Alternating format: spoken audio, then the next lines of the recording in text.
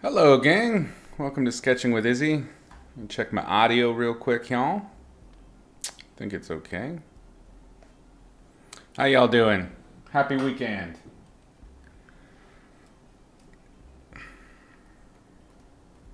Just gonna do some more painting today. My goal is just to finish up the details on the character and move on. I think we had enough fun with this piece. Alex Guy, how's it going? Aparo Belta, hi, welcome. The Maze, how's it? It is good. I slept in super long today, so I'm way behind in all things.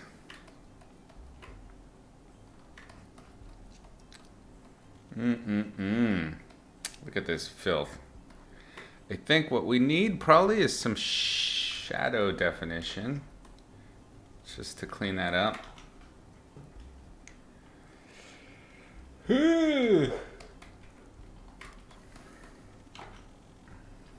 Anything super fun or interesting happened this week for y'all?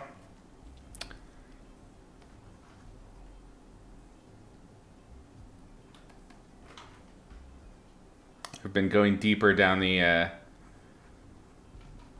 VR rabbit hole. That's been interesting. When I get some free time, usually after work, playing more with my Oculus Quest. It's Oculus Quest 2, so it's extra fancy. It's twice the fancy. It's pretty fun. I think it's definitely going to be a major element in the future of gaming and computers in general. It's very cool stuff.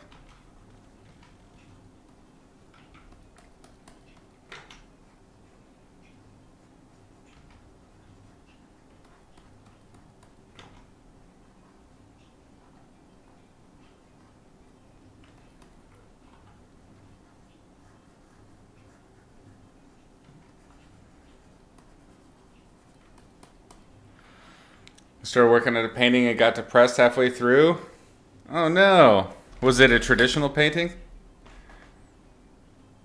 Is that what wasn't prepared?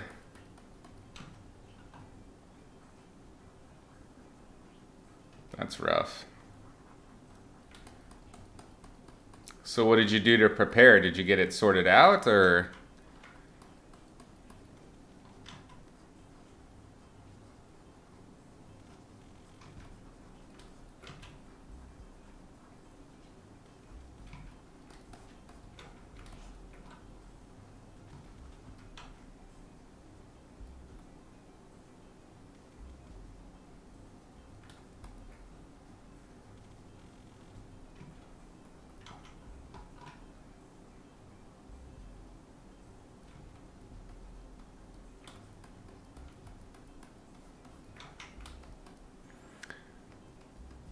Ah, right.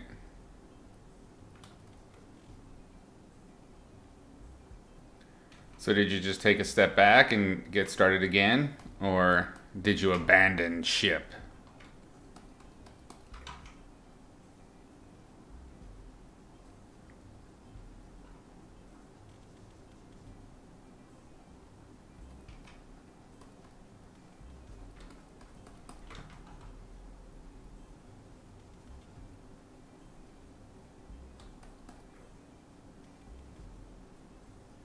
It's been an interesting week for me because this is my second week now on the art direction gig uh, in animation. And the last job I was doing, which was also quite fun, I was developing a brand new IP from scratch. So I was painting and writing every day. And right now I'm part of a bigger production. So I am doing mostly notes, and I prepare notes and sort of it's much more what I expected from an art director gig in terms of the specific responsibilities, but there's way less painting. So I've done very little painting this week, but I'm still totally beat. You're not leaving it? You know that you put enough time, you'll get it through? All right. That's what I like to hear.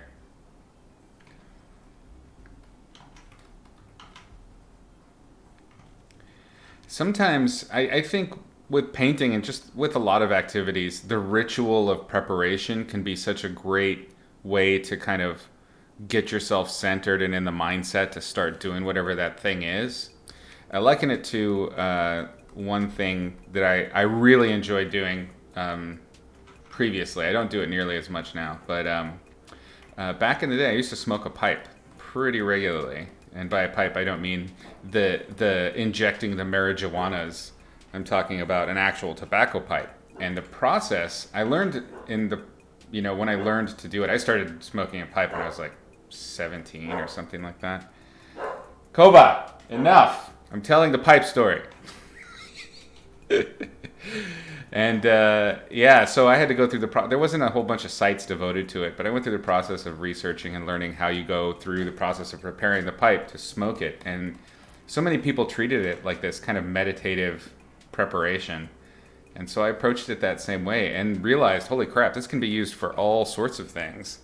So with the pipe, it would be laying out everything that you need and then, pulling apart the tobacco, making it as breaking apart all the pieces so that they fit together smoothly, packing the pipe, and then you pack the pipe in layers and with different pressures in order to get the right pull through. I mean, there's this whole process.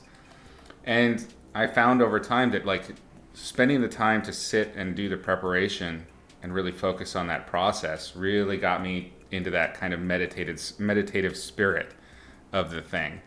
And then I started doing that with other stuff, When I sit down, even before I get on here with you guys, I do the same thing. There's not a checklist, although there probably should be, a checklist of things to do, turn on the lights, arrange things, deal with the dog, get my coffee. And all of that is just settling into the act that I'm about to engage in. And if you formalize your preparation, you'll find, one, that you'll be in the mindset for whatever it is you're trying to do much quicker, and you'll find that you're no longer going to be starting things unprepared because you went through the whole checklist process in this meditative fashion. It's pretty great. Irina, hello, welcome. Happy weekend.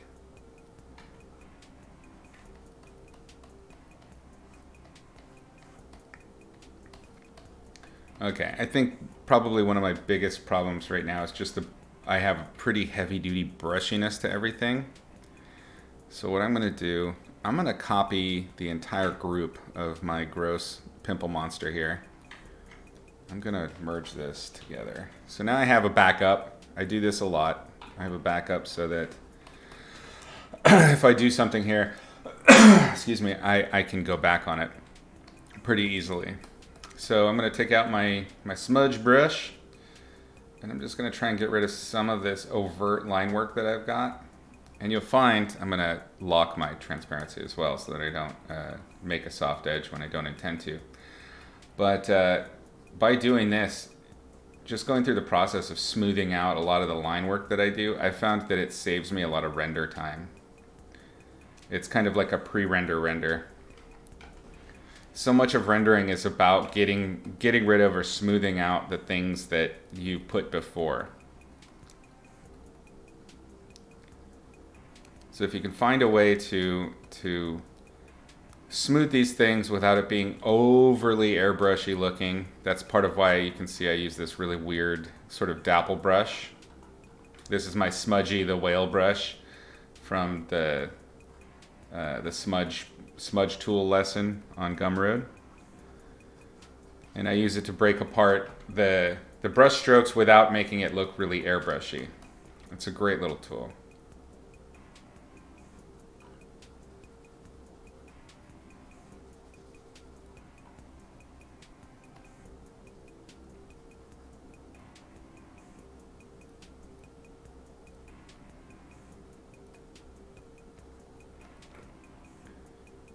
I'm not trying to get rid of all of the brush strokes, but just kind of smooth in general across the form. If a brush stroke is being distracting or it's not quite doing the job I intended to in the original sketch. And by job, I mean controlling and indicating clearly the edge form shadow, cast shadow, etc.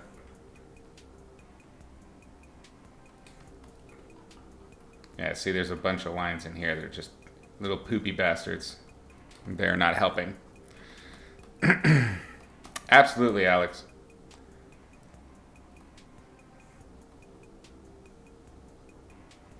The ritual can definitely be very helpful in the trusting that everything is where it needs to be when you need it phase.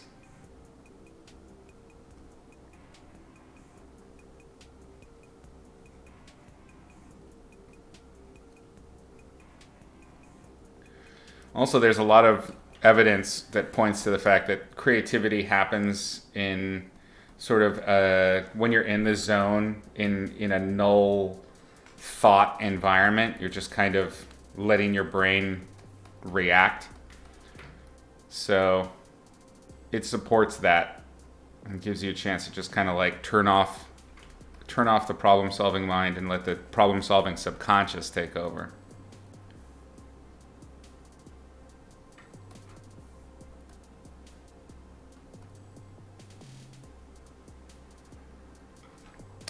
I may have overdone it a little bit with the smoothing, but that's okay because I have this on another layer if I want to do effectively a history brush thing. I never use the history brush, but that's basically what it's for, is what I'm talking about. If you've ever been curious about the weird thing over there.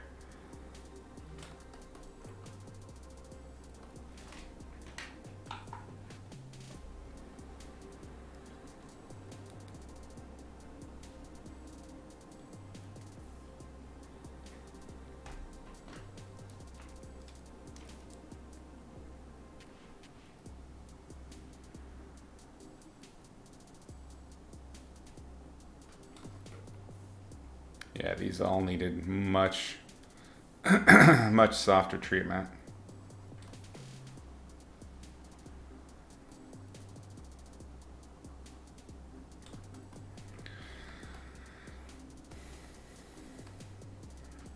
I said I've got an art directing gig now in the past week. How would I describe the creative differences between writing and painting?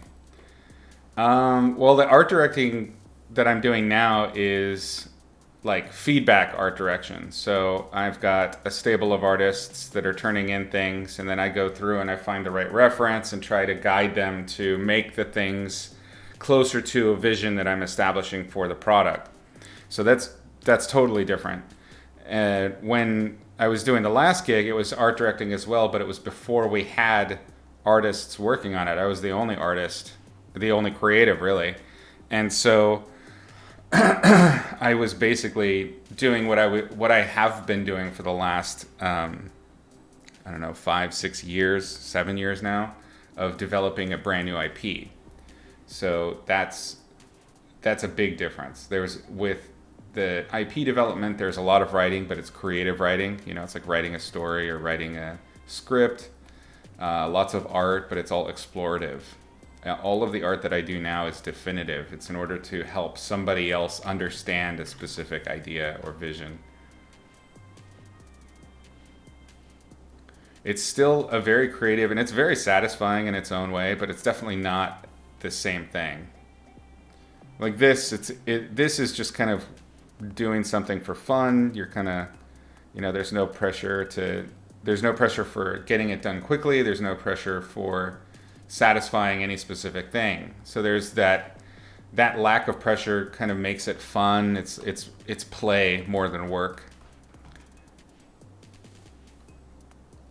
But I love doing the art directing I'm doing now. It's really satisfying. The last studio gig I had, which was at Sony, I was doing very much the same thing I'm doing now, but I wasn't called an art director. So I think that's part of it, is just finally being recognized for the work that I did.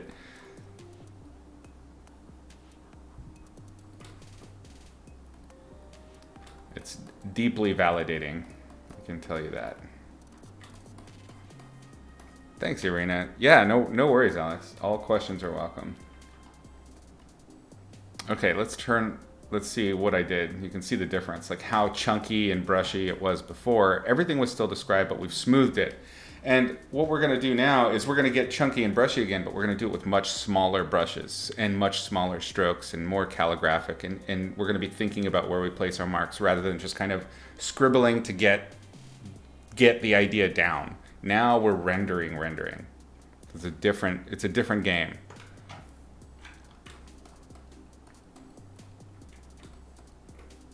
Let me turn off my values just to check. So a lot of these little pops of bright hue, like really vivid hue that I've got in there, are doing the job of showing the shadows, but they're not actually accurate to the values, and it's causing this vibration. It doesn't work. So I need to go in. I think the first thing I'm going to do is really knock down these shadows to clarify. We can keep the saturation. We just need to, well, I mean, it'll be affected, but just knock back those darks so that they fit.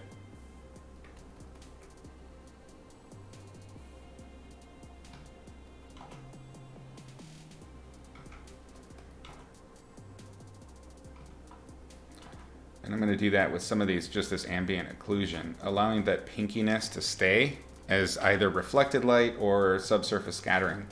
It's a twofer, it's a gimme, so I ain't going to fight it.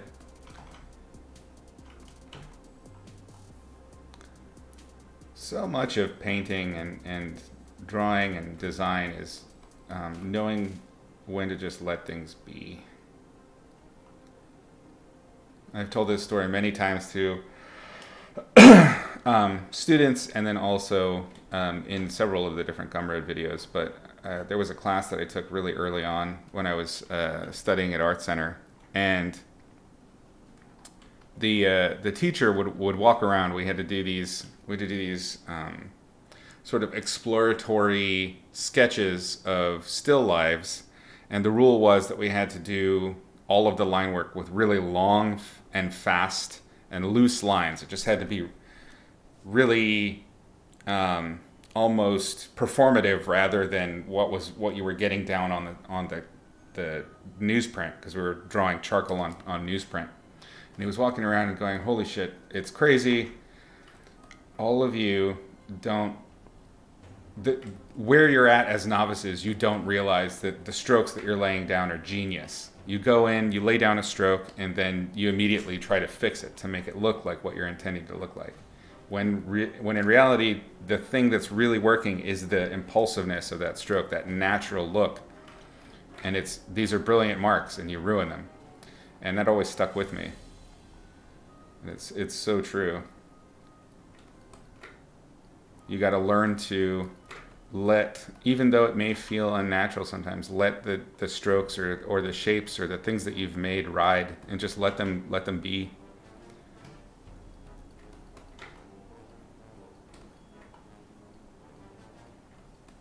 That seems counterintuitive, I know, to what I was just talking about with smoothing out the brush strokes that I did before.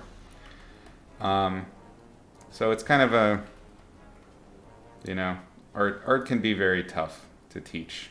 That's one of the struggles I've always had with learning it, is I like the why. It makes sense. And if you tell me two things that are opposing, it tends to annoy me. And here I am doing exactly the same thing. It's the art teacher's way. We're just dicks, man. How to know if the marks are genius? That is the question. And there is a point when you start to realize that this is something to leave. You certainly don't think of it as genius. You just know that that's something that's gonna live there. There's not really a great way to describe that experience, but it comes with time. It comes with repetition and doing this a lot. There will be a point where you'll be like, okay, this is sufficient. I don't need to change it. Leave it. Move on to the next thing. And what's interesting about learning art, and I imagine this is true of all skills, is as you develop that greater expertise with the thing, the less important it is, and because you're already focusing on trying to learn something else, like you're trying to master some new aspect of whatever it is you're doing. So you miss it. You miss it when you're being a genius, which is probably for the best.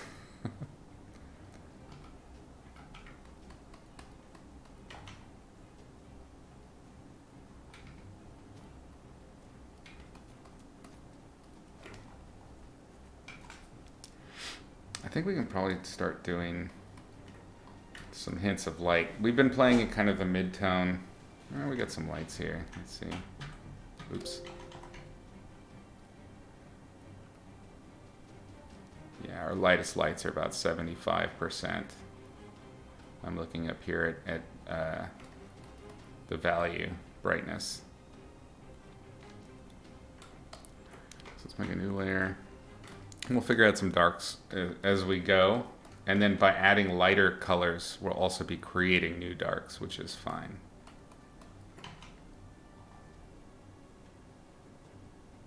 Let's find the right kind of color for the light. I feel like the light in this world is kind of crisp. It's not warm or golden. It's got kind of almost a halogen feel.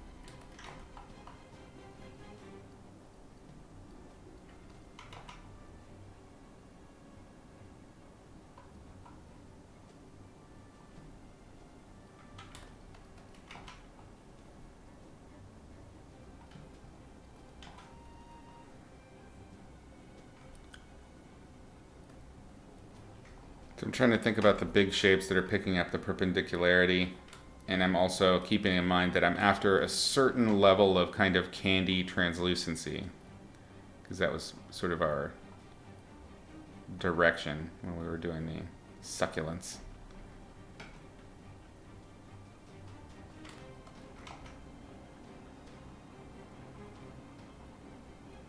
And this is going to be an interesting sort of play here. I'm going to try to make this candied transparency in the skin, but these parts where the hydra heads are popping out, I want those to look extra wet because they're not covered in skin. So the skin is going to be, it needs to look transparent and shiny, but more rubbery than the heads will look. The heads will be sort of more raw skin with very, very sharp speculars. So this is an interesting challenge, an interplay between two similar materials.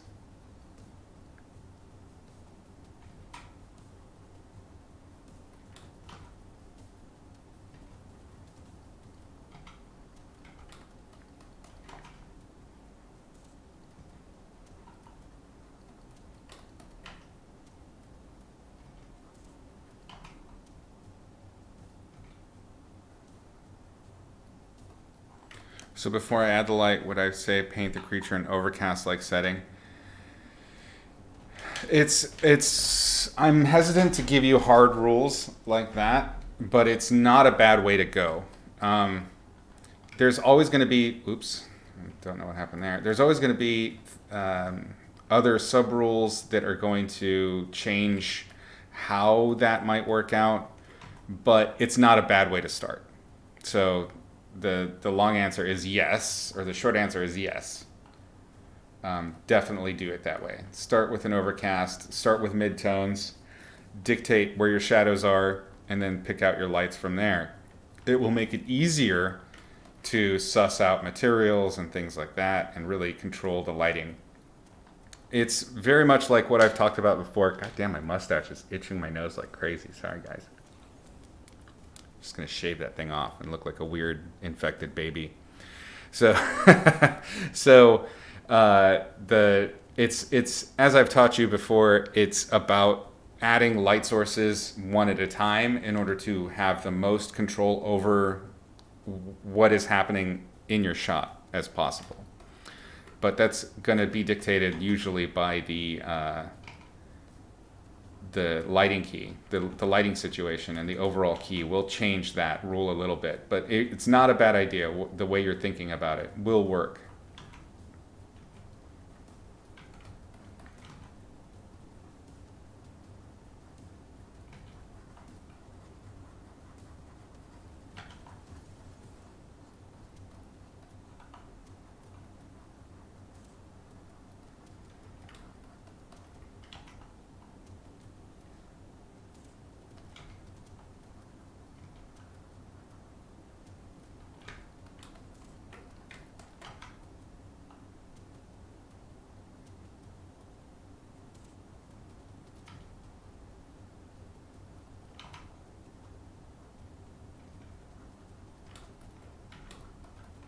No worries.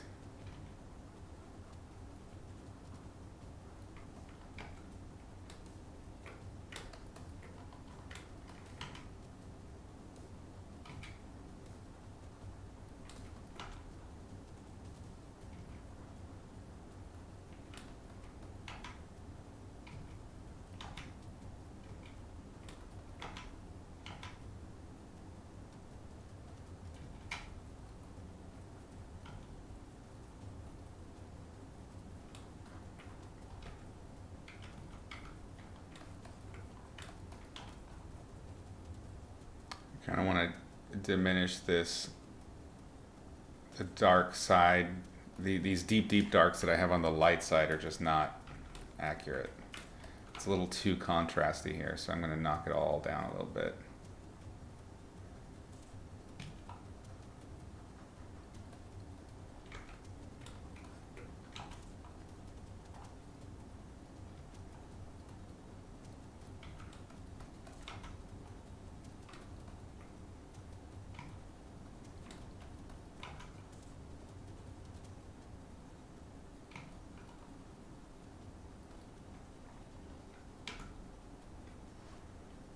Okay, see what a difference adding the light makes to that when you've got, you know, your highest brights are 75% and you start digging into the midtone with these lights, it really unifies things.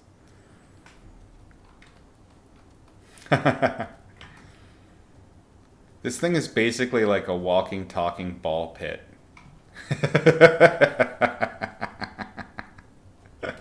Yes, sign me up. This is our current nightmare on wheels.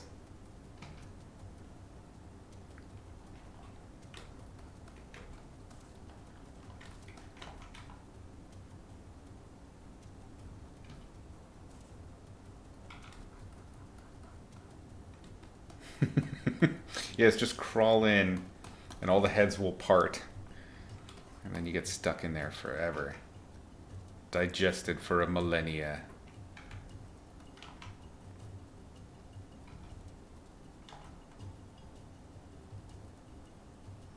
Notice I'm being a little bit more rough and spotty here. These are parts that, because this is more like knuckle skin, you know, that the skin has lots of these little micro wrinkles and folds and things like that, so it doesn't need to have as much shine.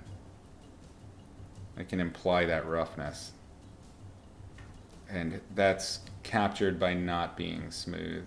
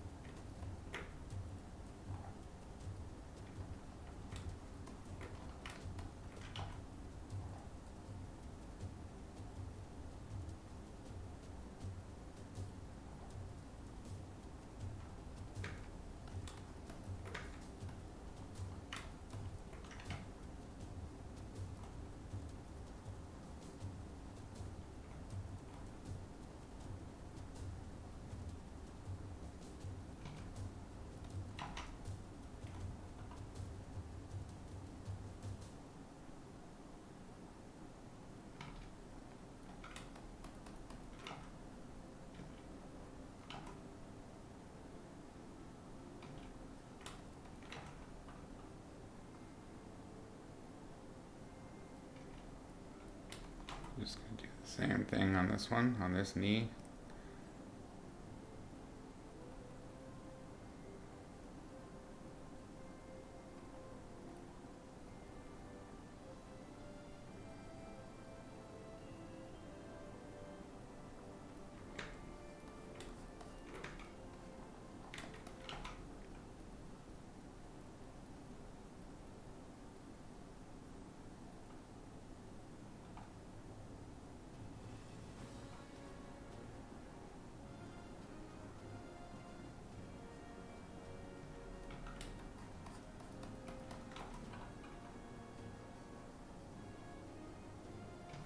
Just tinting back the shadows and the light side a little bit.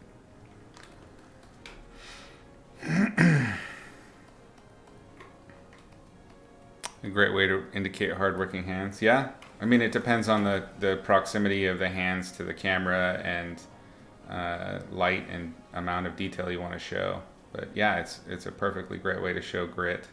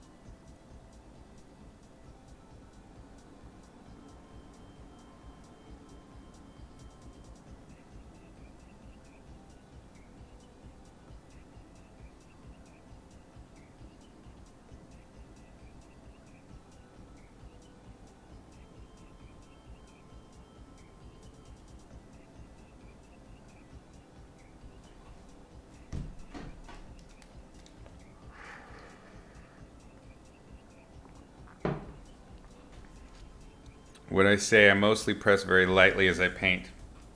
No, not necessarily. It really depends on the brush I'm using, the settings for the brush, and then of course the effect that I'm after. When I'm doing tinting or when I'm trying to I don't want to lose a whole bunch of the underlying information, then I paint really lightly, of course.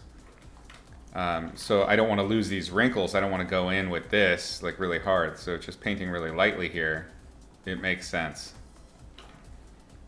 And then I can do the same thing rolling all the way into the shadow because maybe this shadow is running a little bit dark on this side.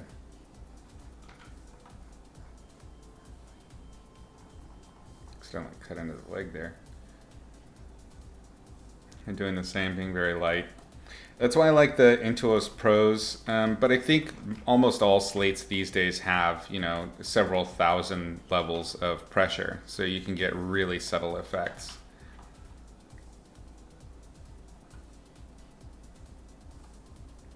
But I remember I did once, I was thinking about cheaping out on a tablet.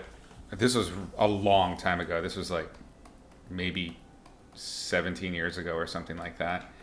And I was looking to get a cheaper tablet, and I tested it out and immediately noticed the difference. So after that, I never really second guessed Wacom, even though I probably should go and take a look at what the competitors got these days.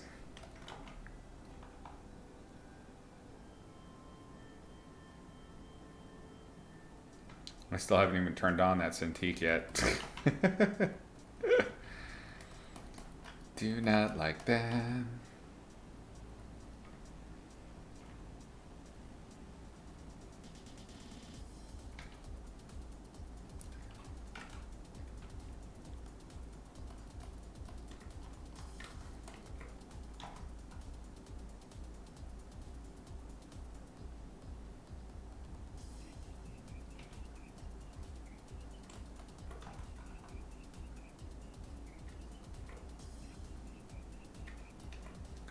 So here I'm using the natural striations of the brush to kind of create a streaking effect, which is meant to look like the skin bunching up a little bit and wrinkling here. Obviously, we had to lose a lot of the form that we had last week for reasons that we will not discuss.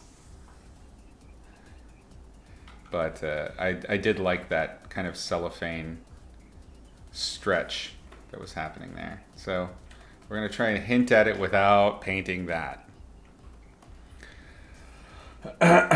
I've got a Cintiq. Yeah, that's a Cintiq right there. This thing. They sent it with this gig. They sent a computer and rig and everything, and I can't really use it, so it's kind of hilarious.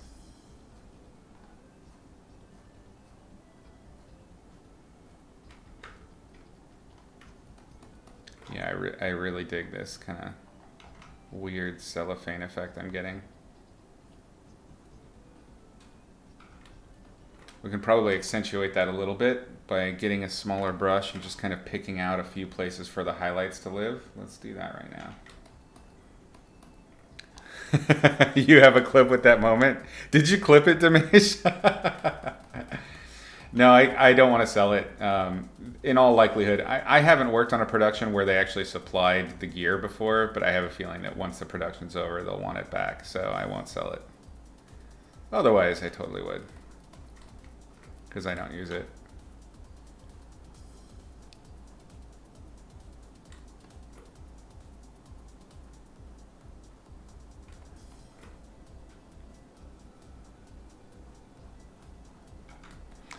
That was a very funny moment when I finally realized what I was painting.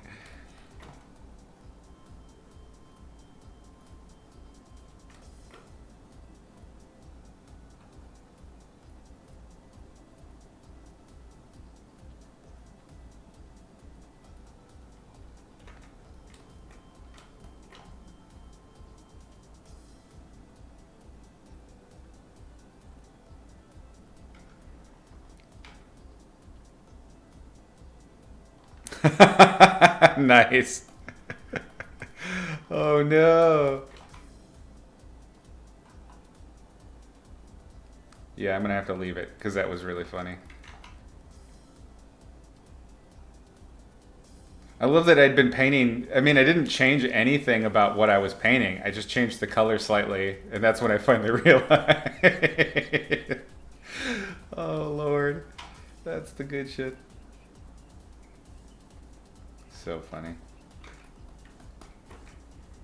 All right, we're getting a lot of stretch up here. I'm gonna let the rubbery skin be a little bit shinier.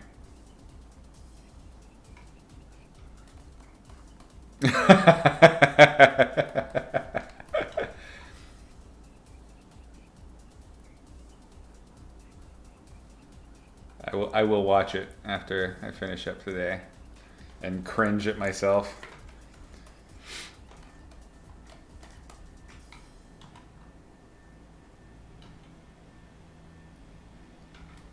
There's nothing cringier.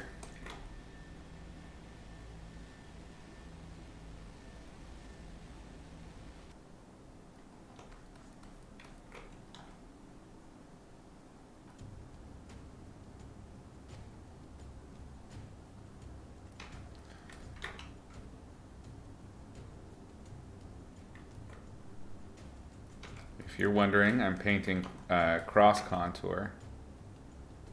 If you're curious about me making these shapes in unusual directions, I'm trying to create or imply volume. And the easiest way to do that is to use your brush as though you're creating the perspective of that shape.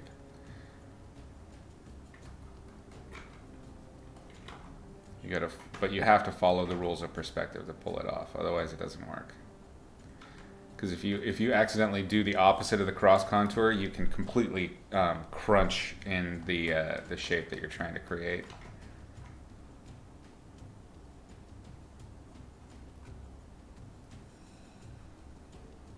Hills and valleys, just like a very first lesson, right? Lesson 1, free on the YouTubes.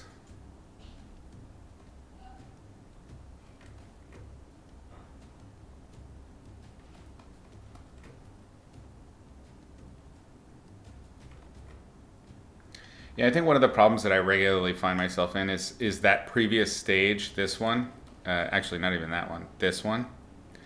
I can noodle in this place forever, trying to refine things. And sometimes I got to remind myself to make that leap, and that's what this was just like, okay, I've spent enough time playing with all of these different forms. I have enough here to describe the thing. Now I need to actually start lighting it. And by lighting it, it just, boom, it jumps up like crazy fast. Was there a haircut? The frizz seems more controlled today. No, I didn't cut my hair. It was a shower. So this is it's in the process of drying still, so it's kind of tame. But as the day as it dries more and as I touch it, it will frizz out like crazy. We can go full fro very quickly in Casa de Izzy.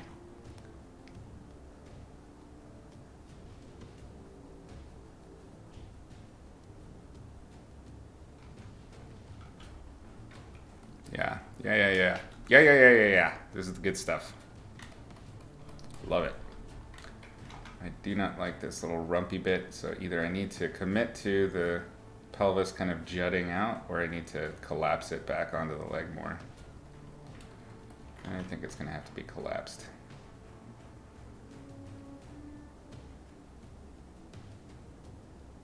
Yeah, that's better.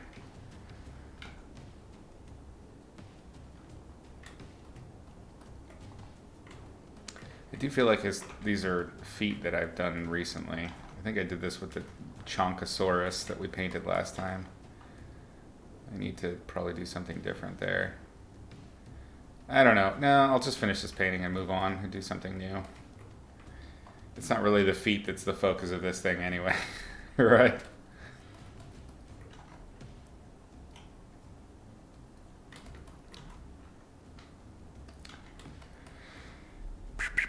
Did I ever have big hair? Oh yeah. Actually, the last time that I lived in Oregon, on this property where I'm at now, I had hair that went down to my butt. I had super long hair. But I never did. When it was really long, I didn't wear it big. I kept it in a pony poof. It started the day as a ponytail, so I would take my shower, and the hair was, I mean, it was so much hair. And then I would brush it back with a boar bristle brush so that it was like super tight, and then put it in a ponytail, and then it would be this long, pretty, like wavy ponytail. And then by the end of the morning, the hair would have dried out, and then it would just be this big poof on the back.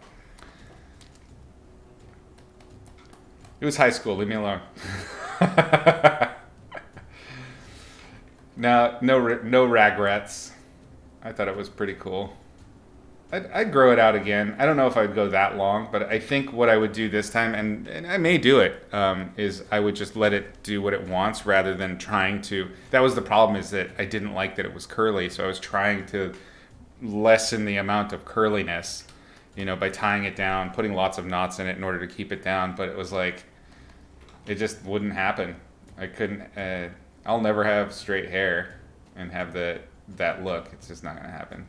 So that's something that I learned, I went to college and I ended up cutting it shorter, so then it was like down to my shoulders. I still had like a little pony poof. And I went to college in California. So I was up here where it's cold, so long hair was fine.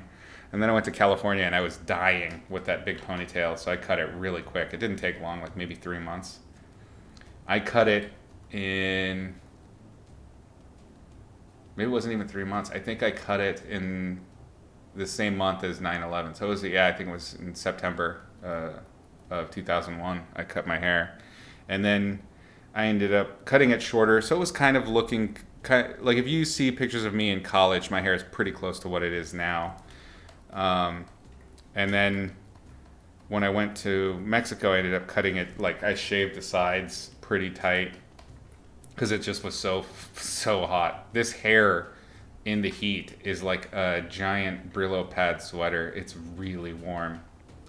But now that I'm back in the cold, I think I might grow it again and see how kooky, and I'll just let it be wild this time. I'm not going to mess with it. I learned my lesson. Just let the hair do what it wants.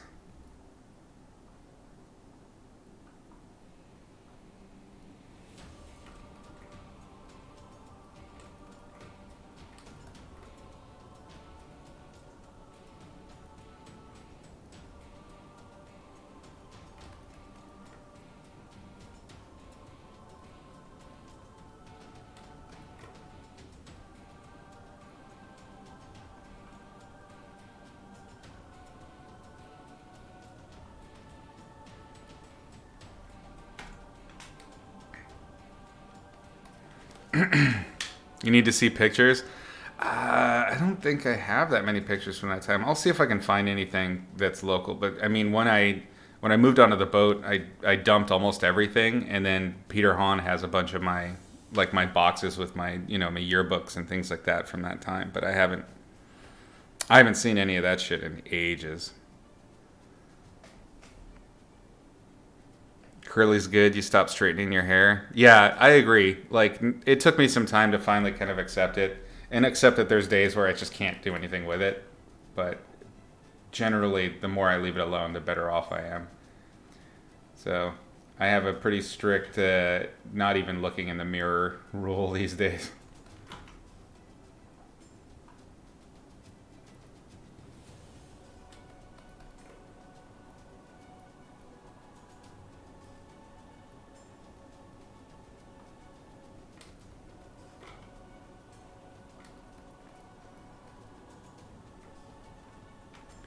They may say, straight hair people may say that they want curly hair, but yeah, once they have it, you can see how much of a nightmare it can be if you try to do anything with it. Not it once you give up that fight, it's so easy. I love having curly hair now because now I just be like, meh, whatever.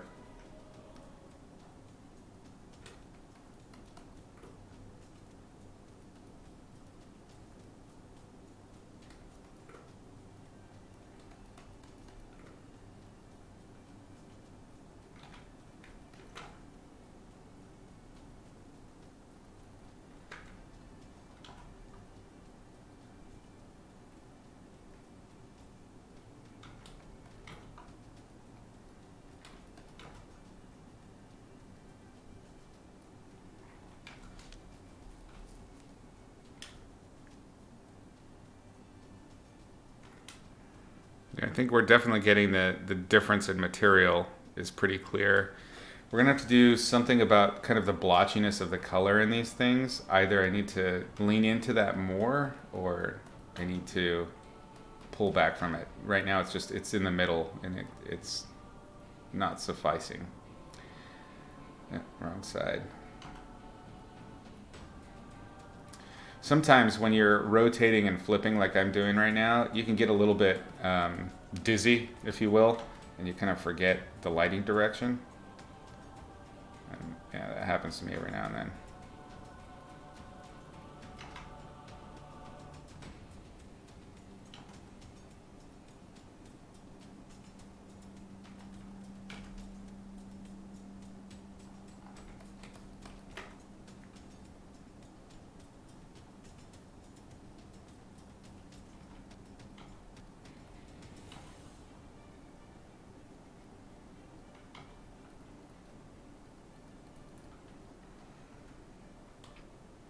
I definitely want to eat this thing, whatever it is. Achilles, welcome. Hi. You love painting big, wild, wavy, curly hair? Yeah, me too. It's pretty fun.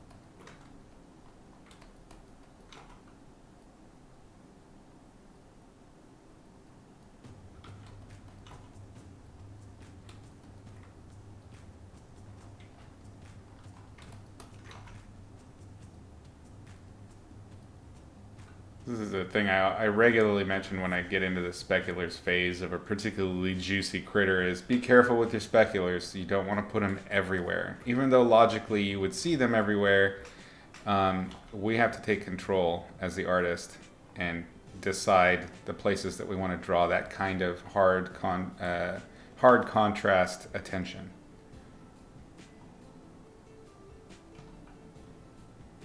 It's very easy to overdo speculars. So the trick is getting just the right amount in so that you have some variety that leads the eye around the image. Yeah, that one wasn't even necessary. And depicts the material that you're after, but no more. I think with the color scheme that we have here, we're going to kind of have to do some chromatic aberration with our highlights, I think. Just a little bit.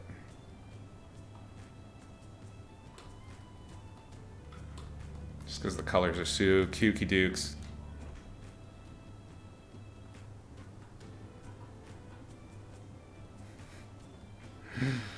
Big sack of sweet Turkish delights, yeah. Turkish delights with eyes. Oh, rose lemon flavor. No, Cypher, that's nasty. Thanks, Doom. Appreciate the bits. Thank you. So much propaganda happening in here. I'm a proponent of propaganda. Particularly filthy, shiny stuff. False. Really? You're going to throw rose-flavored things at me right now? That's... no. Pistachio only. Or cherry. I like the really cherry ones, like they do with those Cadbury Black Forest bars. Oh my god. Those Turkish Delight bits are fantastic. But we've also established my dark and unholy love of licorice too, so...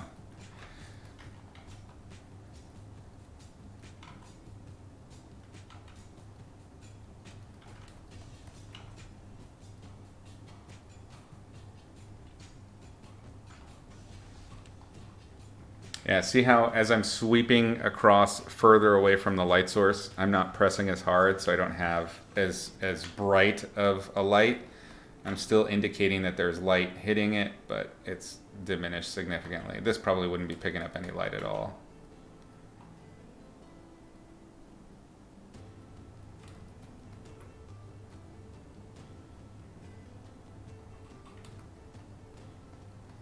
Yeah, that's probably it for this particular light source. Maybe this guy's poking out a little bit.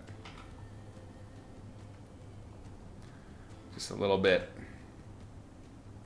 Now we can do speculars from other light sources. We can even do sky fill. In fact, we'll probably do like a smooth sky fill reflection or specular just to get these to feel real shiny and slippery.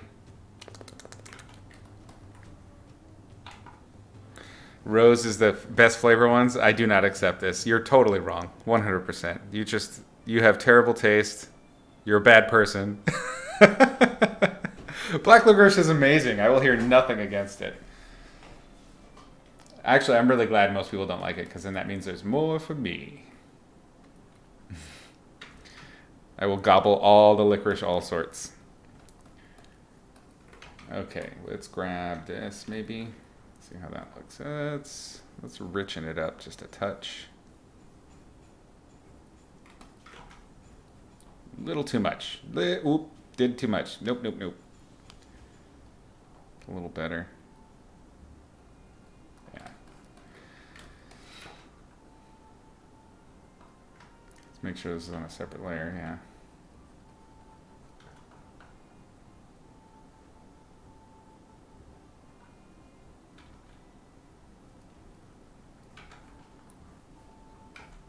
I think that will work okay. And what this will do is this will help us kind of define and better round out the faces and give us places to kind of define form and shape.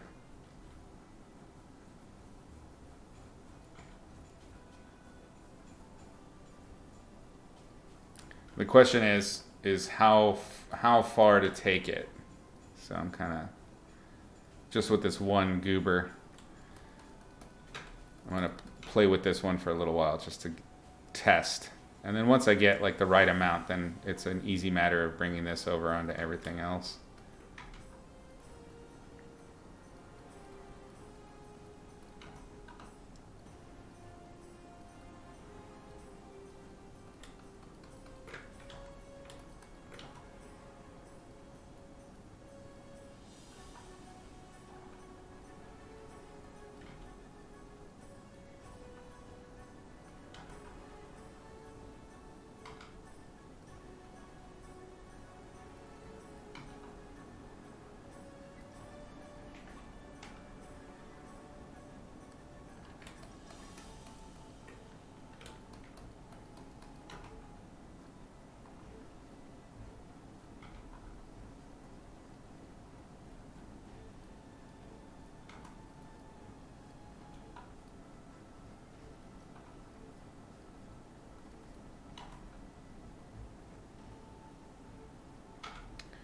Dare I unify? I don't know.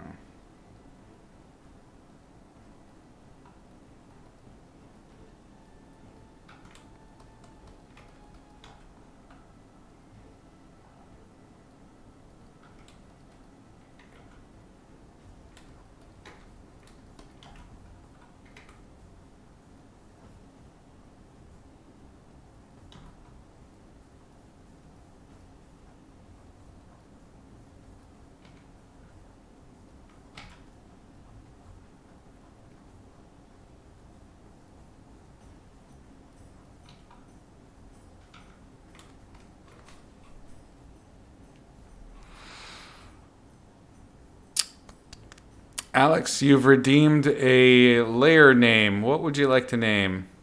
And if you've already answered that, I will get to it shortly. I'm reading down the list. Sorry. You prefer baklava? Yeah, I like baklava too. Phyllo dough for days. Honey, nuts, pistachio, and light pastry. Oh, it's totally true. Funderwunk asks, what's up? Have any Super Bowl plans? I think my next question will answer that. When is the Super Bowl? You are talking to 100% the wrong person on that one. I have no idea. Usually, anytime I would do the Super Bowl thing, it was because my friends had a party and I just wanted to go eat food and hang out. I really don't know anything about it. Oh, it is this weekend. Oh, okay, cool. Yeah, no plans. I do know that there's concern that there's going to be a bunch of spreader events, and then the Super Bowl itself will be a super spreader event because they're going to have, tens of thousands of people all in one stadium. And I mean, we've got these new mutant versions of the virus running around. Just seems like a really bad idea to me. So, I don't know. How about you? What's your Super Bowl plan? How's this happening already? You generally take road trips because there's no traffic. They play online. Yeah, I don't know what teams are playing either. Who made it to the Super Bowl? It's supposed to be a source of light from the opposite direction. Donkers, this is the sky fill. I will probably do a bit of sky fill on the like the bits of the ball, like the whole holistic ball all together. That's not the right word, but you know what I mean. The whole ball all together, and I will do sort of just the top side where the skylight's going to pick up on that, and then I will probably do some reflection from the ground where that would pick up, and it's just about really emphasizing that these are the shiny parts.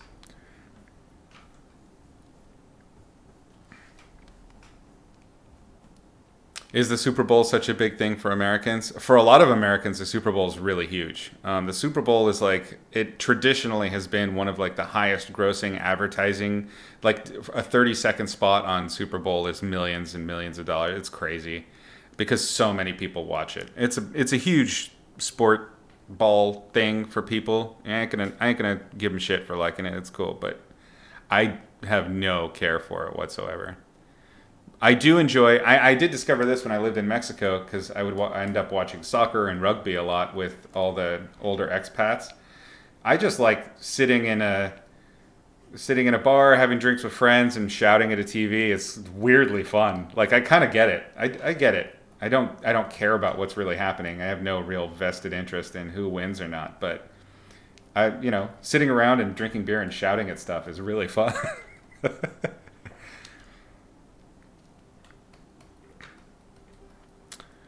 To your state, which many roads are empty, you can speed to the coast. Are you going to go to the coast for the Super Bowl? Nice. Background is greater than Tukal Bukaruka. Did I just say something really awful in another language? Don't do that to me.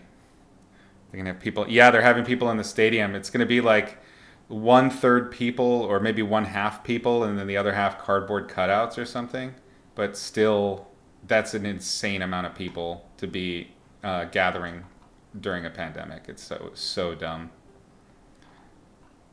I think it's a very irresponsible thing to do.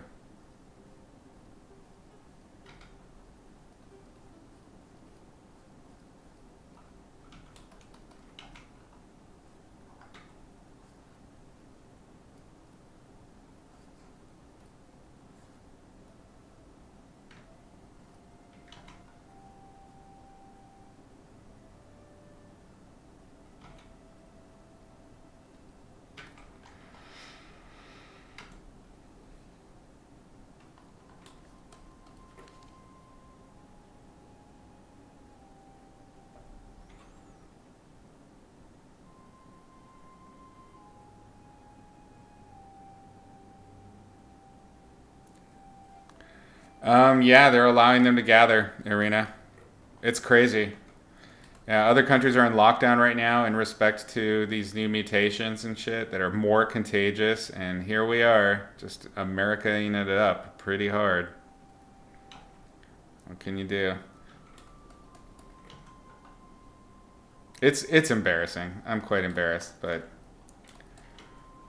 I can't apologize for Greater America anymore. I'm tired of it. I certainly don't try and defend it anymore, though. That's for damn sure.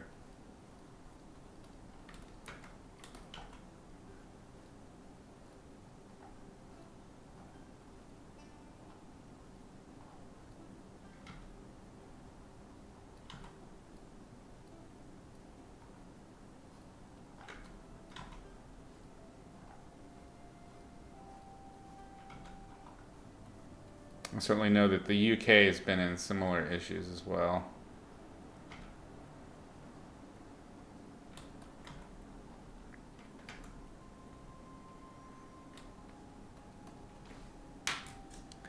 You made the name, it's for the layer. What? Oh, I see. Gotcha.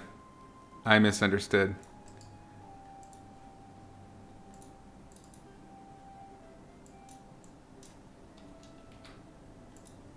There you go.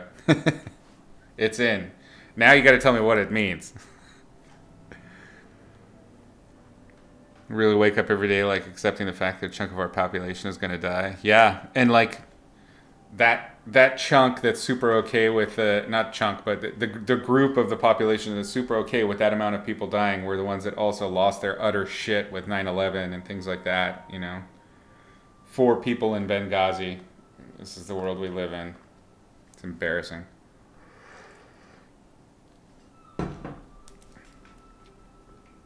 It's a Super Bowl. It's probably in the Constitution. It's possible. There's a lot of weird things in the Constitution, right?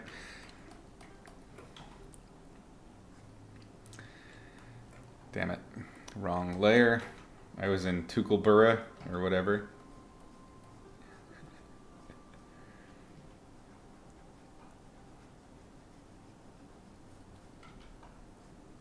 Yeah, it's just alarming that like science denial has become like a popular fad for the dipshits. Like that's a political. It just blows my mind. Masks have been politicized.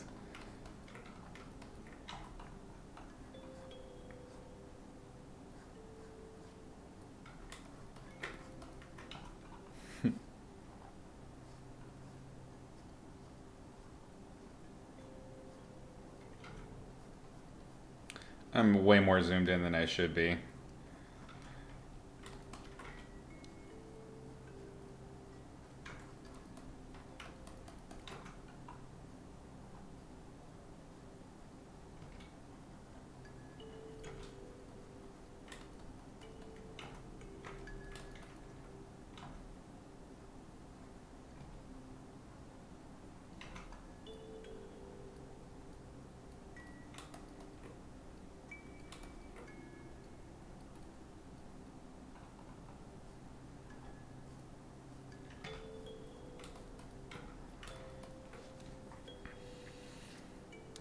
People are eating out without masks. Yeah. Yeah. It's pretty nuts. Like I've gone to restaurants where they didn't require masks. Well, they required masks as you moved around, but like you could be at the table, but the tables were really spread far apart. And I only did a couple. That was like in the summer, uh, and I would do the outdoor. That was the only way I would ever go out was outdoor stuff. But I tried it a couple of times, and it just wasn't enough. There are precautions I didn't think were sufficient.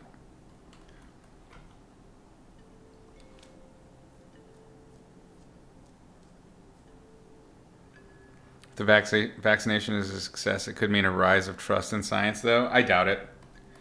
Um, that these are. It's kind of like North Korea. If you've ever seen that documentary where the doctors went up there to treat people with cataracts and shit, and they these older folks, they've been so programmed by the state that when they took the bandages off after their surgery, they ran over to the images of the great leader and were bowing and thanking him as a god for fixing their eyes.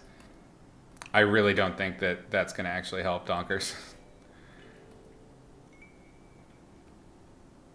Or Demage, sorry. Most grocery stores still make people wear masks. Yeah. Over here where I'm at, masks are pretty well. I very rarely see somebody not wearing a mask when we're out. I've seen plenty of people wearing it wrong.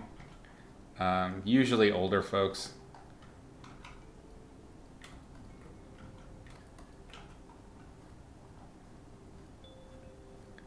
And let's be real, mostly older white men. Okay, so I've gotten a little, so we can see a mistake I've made here. I've gotten way out of hand by adding these skylights to the thing, but remember that I want to treat this all as one big ball. So a lot of these shouldn't be getting highlights at all from the sky. Maybe that one a little bit. But definitely not these ones. I overdid it. Even these probably wouldn't pick any up. I need to be getting reflections off the rocks and the ground now for this stuff. So I think we'll stop with the sky for the heads, the Hydra heads. Let's go ahead and do a little bit on our more rubbery skin.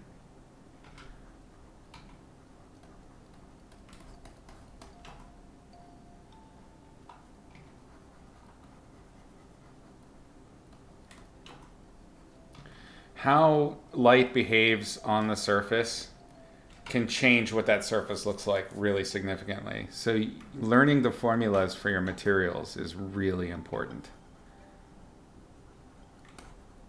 Because just changing where the skylight hits and how soft it's hitting will change that material. It's crazy quick and easy. But if you're just going in and just trying to light things and you don't understand the different material recipe elements, you're going to really quickly lose control.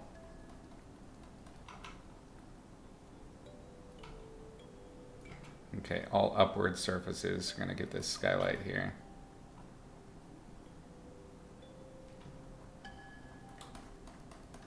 Maybe even a little bit on this side. Probably overdoing it here. Let's definitely get some on our little steggy bits.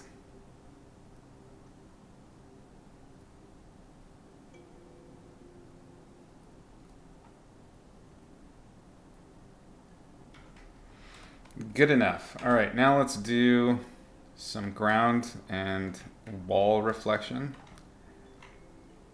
I'd like that to be much warmer, I think.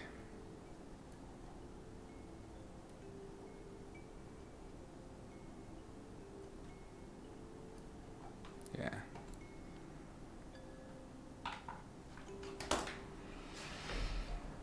Your glasses always steam up, Irina. The trick with the glasses is you really got to tuck just the top end of the mask into the glasses. That's been what works for me, and I very rarely steam mine up. But if the nostrils on your glasses are just the little metal kind with the little plastic bits, that's probably not going to do it. Because mine are wraparound style glasses, so it's like a flush bit of plastic that goes over the eye that keeps that down.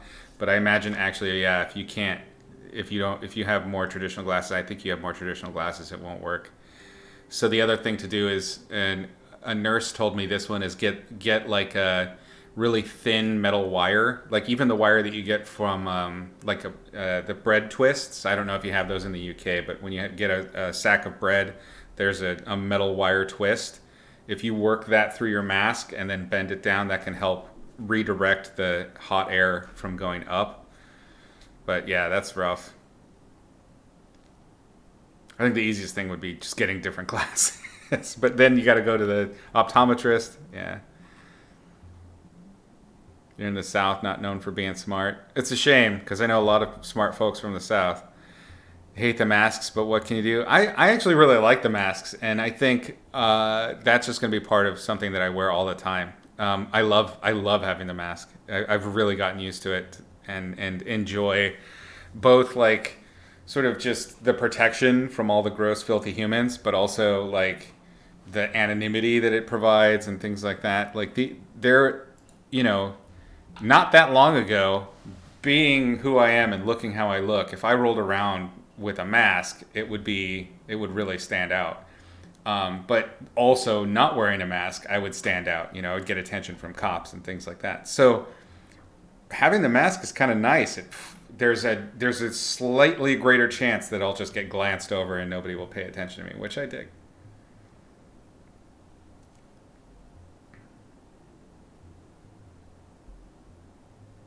Southeast. You don't have an accent? Your accent hasn't been affected? California or West Coast? Yeah, mine's a totally non-regional West Coast accent. It's annoying to wear a mask with the glasses. Yeah, I can totally see it. I understand. I think they just need to work on the technology for them better and make it cheaper so that the masks vent in smarter ways.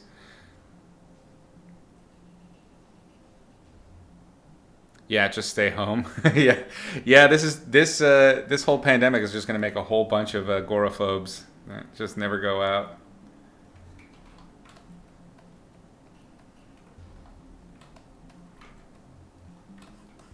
Let's see. Let's start down here with this one because this is all still on that one layer. Let's make a new layer just for this light source now.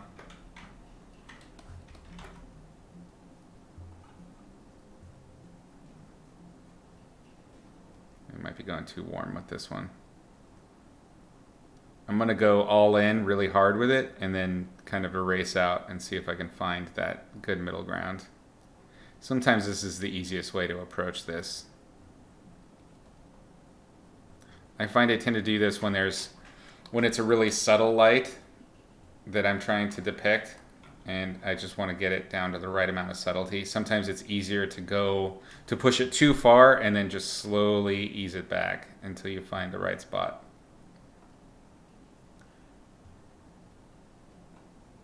This is a really common philosophy in design as well. When you're doing like character design or whatever for a project, if you put out your craziest ideas first, then you can homogenize it and make it simpler, make it less like over the top. It's much easier to do that than to take something that's really boring and make it fun. That's very difficult.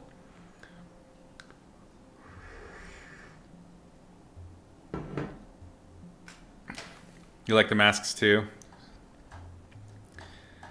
You don't look like you, but you like it for social anxiety reasons. Yeah, I think it definitely helps with the social anxiety too. Like there's this, and the fact that everyone else is wearing them also. Like I think if I was wearing it just by myself, then that would make me nervous. But I dig it.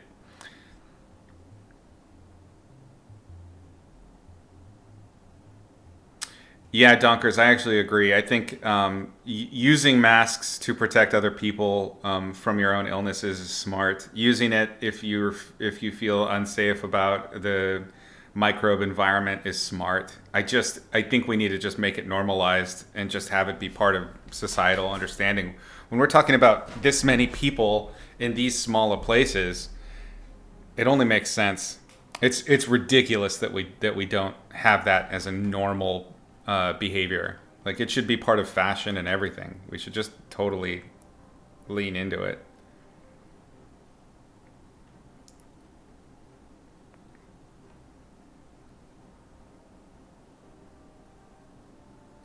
Okay, I think part of what's going on here is I have it on the top side of things. When this light should be coming from kind of the ground and from the side.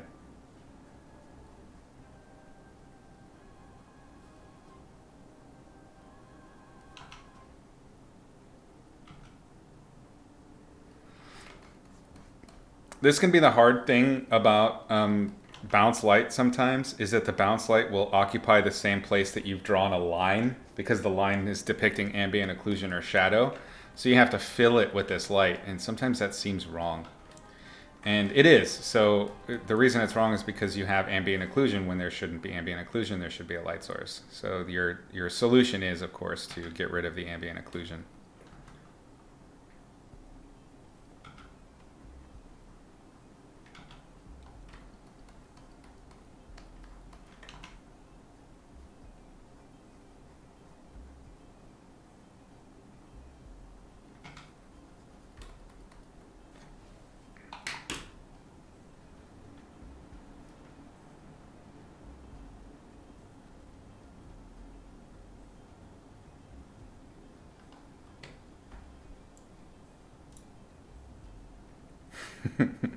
You're going to do permanent work from home? Not a bad idea. I mean, I think that definitely this whole work from home thing that's been happening has proven that it's a model that totally works. It's total bullshit that we can't be productive working from home. And I think they should just also normalize that and make it a thing, because it's so dumb. I mean, especially with, like with stuff that I like, that I tend to work on, it's computer based, it's all digital, and it's we already work with games and with animation production. It's very much a check-in asset type business. So, I mean, really, the only thing you need to do is gather for meetings every now and then. And I mean, people are getting pretty good at the Zoom meetings, just kind of learning to have the same sort of rhythms that you would have, the whole sort of unwinding, everybody settles in, clear the throat, start the business, go through it, everybody has a good time. I mean, it's pretty easy. There's no reason we should go into an office or live. More specifically, the reason I'm really interested in it is the idea that working in the entertainment industry, that you need to live in LA is insane, because LA is ridiculously expensive for what you get. It's super not worth it. I love LA, and I enjoy living there, but if you have to live there for a job, especially if you're not able to like go out and do any of the things that LA is fun for, no, man, I don't want to pay that kind of money. My rent at the last place that I lived in LA, I was living solo in a 2-bedroom townhouse, and that was just shy of $3K just for the rent. With utilities, it was $3,500, I think. That was just me and the dog. It was brutal, so expensive. And I lived in West LA, like I was about maybe, I'd say 15, 20 minutes from the beach. Is very close to the beach, like Venice. But where I wasn't Venice at all. It was just like it was near a little kind of industrial park, a little corporate park. There was nothing sexy about where I was. So it was frustrating to pay that much, even though it was a nice place and I really liked that apartment. It was just crazy expensive. And then I know that the people that moved in after me, they ended up paying even more. I think their starting was like $4,000. Like, they jumped it so much. They let me pay the little that I paid for so long because they liked me as I'm a very quiet tenant. I don't complain too much, and I tend to just fix whatever is the problem.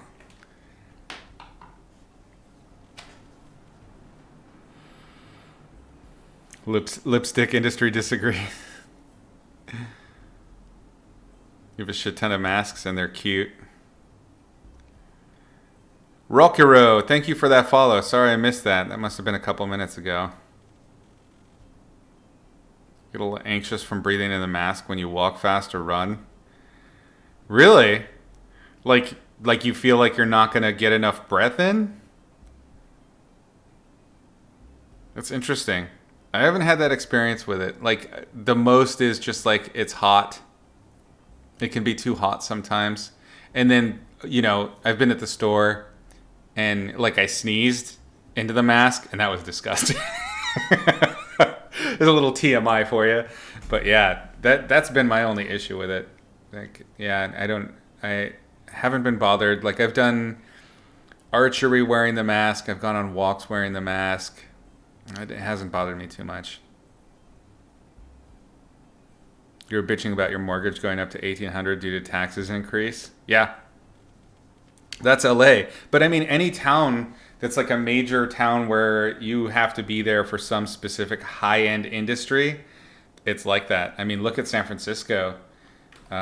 Any of the places that are near the sort of your Silicon Valley app developers and all of that, the tech industry, their rents are even higher for even less space. I think what you were talking about, 1,800, that's 1,800 would get you a bunk in like a communal living space in certain parts of San Francisco. It's these companies have made, because they pay high, they've made the demand high, which lets the landowners charge more. It's just this cascade event that just sucks. It's not good for anybody except for landowner. I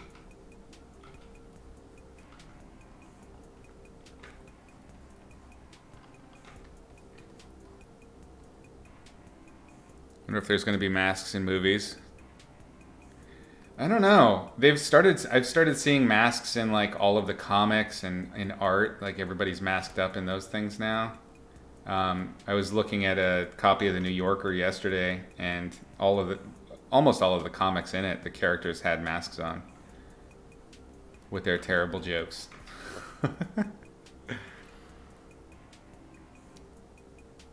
You can sleep under blankets so you don't mind having a cloth over the face. That's interesting with the whole blanket thing. Like, I like the coziness of having the blanket all over, but I do, like Irina was talking about, I do at some point kind of go like, okay, I need some fresh air. But the blanket's so much thicker. Like, I feel like the mask is pretty thin. Is it just that it feels like the blanket at times? I imagine it's just the psychological aspect, eh?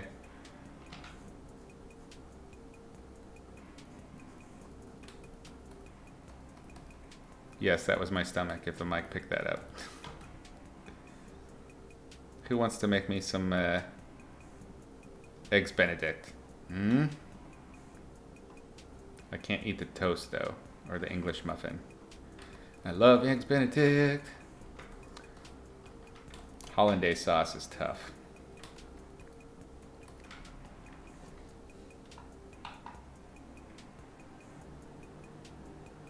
You can get a tent in LA. Oh, yeah. I mean, I have a lot of friends that live in LA, and I've got a couple really good friends that live in the Venice area, and they're really struggling with the homeless population there. And it's really tough. I get it where they're coming from. They're really frustrated with the homeless folks. But at the same time, right now, there's a reason there's this massive spike in homelessness. And it's COVID, the workforce being affected. We need that bailout real goddamn bad. That bailout would help get a lot of people off the streets too. Stick with the rent moratorium. It's so frustrating to watch now that the Democrats are in power. They're just doing the same thing in so many ways. I mean, they're doing more, but there's still like all of this procedural nonsense. I feel bad for Warnock and Ossoff out in Georgia because, you know, they basically promised everybody would get this relief immediately if they voted the Democrats in, and the Democrats are sitting here waffling. If they're not careful, they're going to get totally trounced in the midterm. Yeah, deciding means testing is the dumbest thing ever. You shouldn't do it because it's going to do is get in the way of getting that help out. Means testing is a terrible idea. Who cares if the Trumps get the 2,000? Just send it. There are people that need it. Just make it happen for everybody. Get it done. You can literally print money. Yeah, I'm still on keto damage. I've been doing it almost a year now. Going back to the rent money, you don't even own the place at the end of the day, unlike when you have a mortgage. Yeah, that's true. I would like, see, I'm in such a weird spot with that. I would like the ease and knowledge that my rent checks are really going to me owning the thing. I would love that, but at the same time, being stuck in one spot freaks me out. So I don't know. I don't know.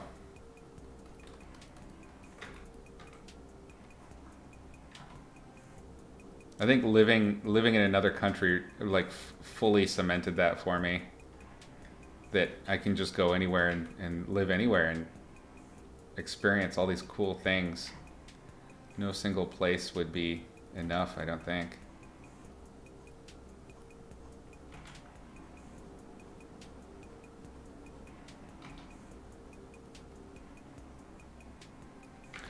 And then, I mean, yeah, I'm not arguing against home ownership at all. So I don't really have anything else to add to that. Just that for me, now having lived on the boat and doing repairs and like all of the surprise costs and things like that, I'm just imagining how that is with owning a home. It just sounds intense.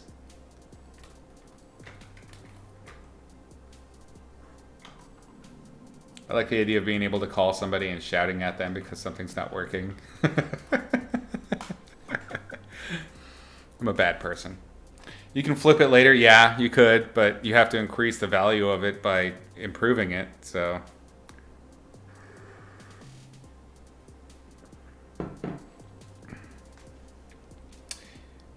Can you not move the mortgage to another place? You mean like just you mean just selling the place and then with the money buying another place? Because we can do that, but I don't know about actually taking the mortgage debt and then putting it on a new place. I don't know. I can do it in the UK. Can have a place to come back to. I suppose that's true, Donkers, but that's one thing that I've learned is there's really, I mean, yeah, you come back to the place, but it's not the place you left. There is no going back. At least that's been my experience. I don't know about anybody else. I can't speak for anybody else. Your value of your home has gone up 110K. So when you sell, you'll have put in payments and the appreciation goes to you. Oh, yeah. So much travel. Adult stuff today. Yes, Sergio. So you know what it is now that I'm thinking about it is the actual act of reselling and all of that. You know, I'm going through that with my boat. I'm trying to sell it, and it's very difficult. I'm locked to the boat until it's sold. I really like, and again, I'm not necessarily arguing for rentals or against ownership. I'm just describing my experience and what's given me like headaches. And the selling process has been a nightmare for me. Can't even imagine trying to do it with a house. Although I guess it's probably a lot easier to sell a house than it is a boat. It's a very niche market.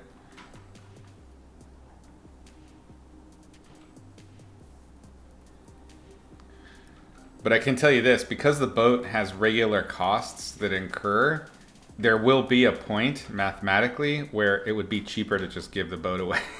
And I think that's true of all boats.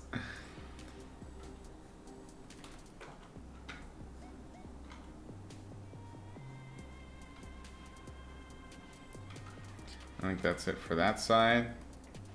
I may have overdone it with this last one.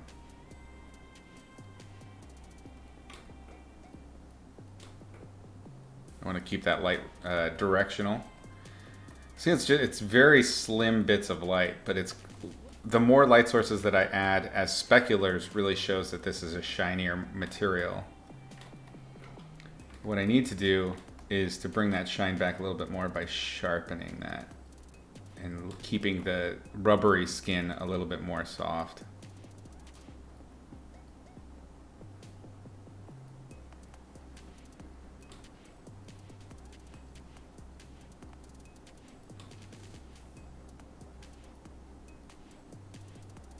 Yeah, I think that's an improvement. Very subtle. Comes back to you. Oh, no, read that one. You can't do it. You sell and then get a mortgage on the new place. Yeah, that's how it is over here. I'm pretty sure.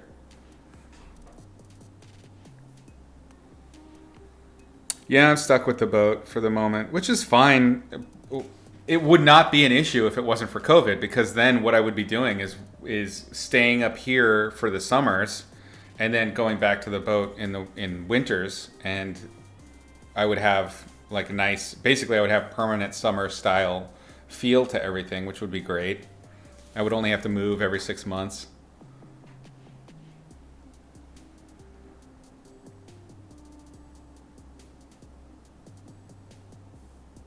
Yeah, the boat market isn't great at the moment. There's still people buying, but because it's a buyer's market, there's a lot of opportunity, and the sellers have to be really competitive. I mean, I'm selling my boat for like 30K less than I bought it for to start. That's my starting ask.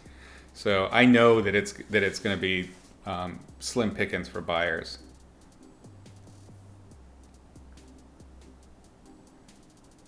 People list houses there and they sell in a couple weeks. Yeah. Yeah, I think I'm probably too nomadic for being with a house, but there's a good chance that like what I could do is just buy a house and then have it as a rental property, and then it's passive income. But then I have to pay for, like a property manager and all that wank. So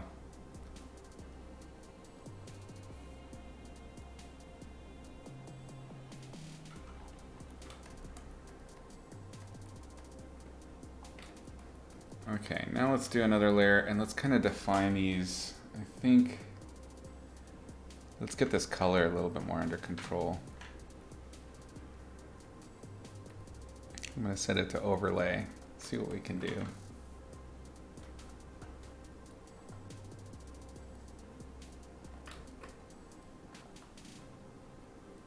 Let's do this with a color variant brush.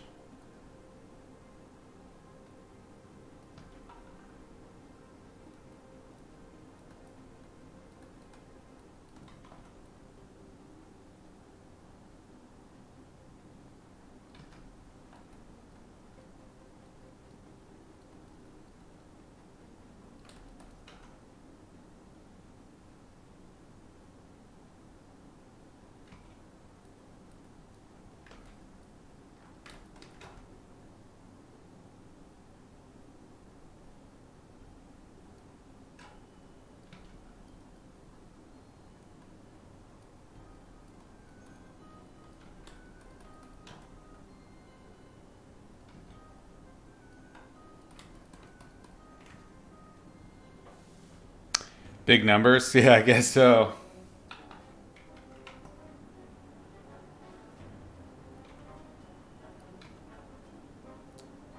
I mean, how far out of London are you, Irina?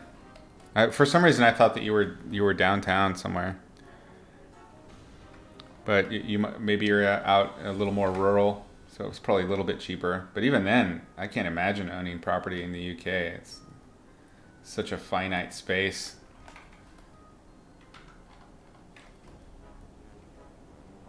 "100% boat life is hard, but you could go for 50-50." Yeah, agreed. Boat life has its merits. I enjoy it, but it is a lot of work, and it makes it very difficult to do the kind of work that I do.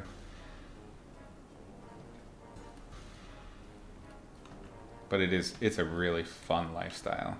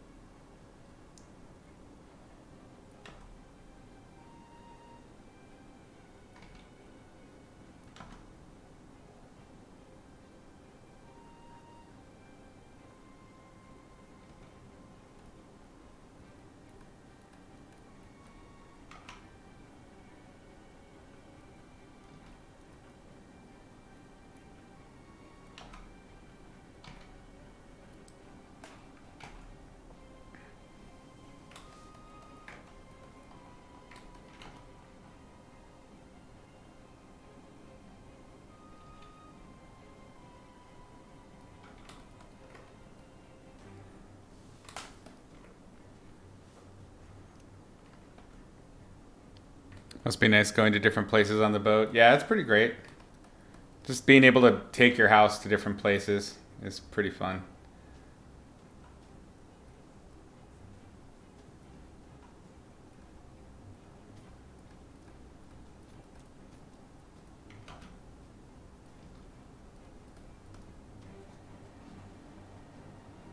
Like onion houses, just now people can afford to keep upkeep on them. Having a plumber come to install new toilets and sinks. Nice. Oh yeah, that's crazy costly. You're in a small village near Leicester. Awesome.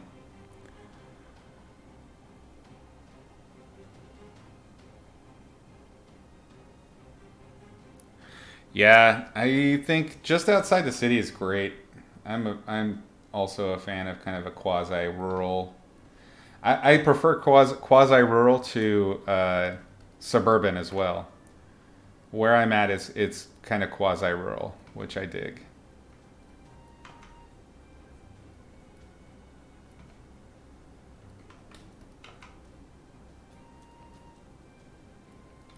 Hard pass on the tract housing though.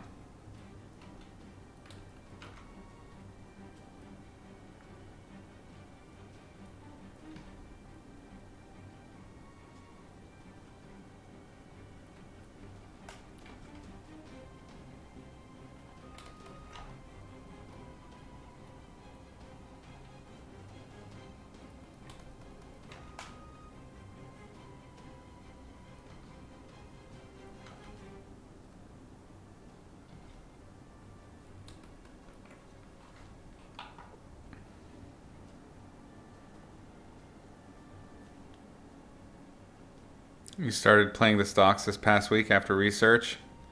Really? You already made 32% profit? Damn. That's awesome. Congrats. Shit. Should be running my money market. I don't I don't have one. I have never learned how to do the stock stuff. And it's not everything about it sounds boring and exhausting to me. And I've never been a gambler. If there is such a thing as an anti gambling existence, that's pretty much how I've done it. I've never been into it. I do not enjoy. Am I streaming from the boat? No, I never could. That's why I didn't have Twitch then, and I didn't have a proper interactive course back then. It's just getting content out was really tough. The internet is very shaky out there. Plus, it was in Mexico, so the internet's not great if you get outside of any of the major cities.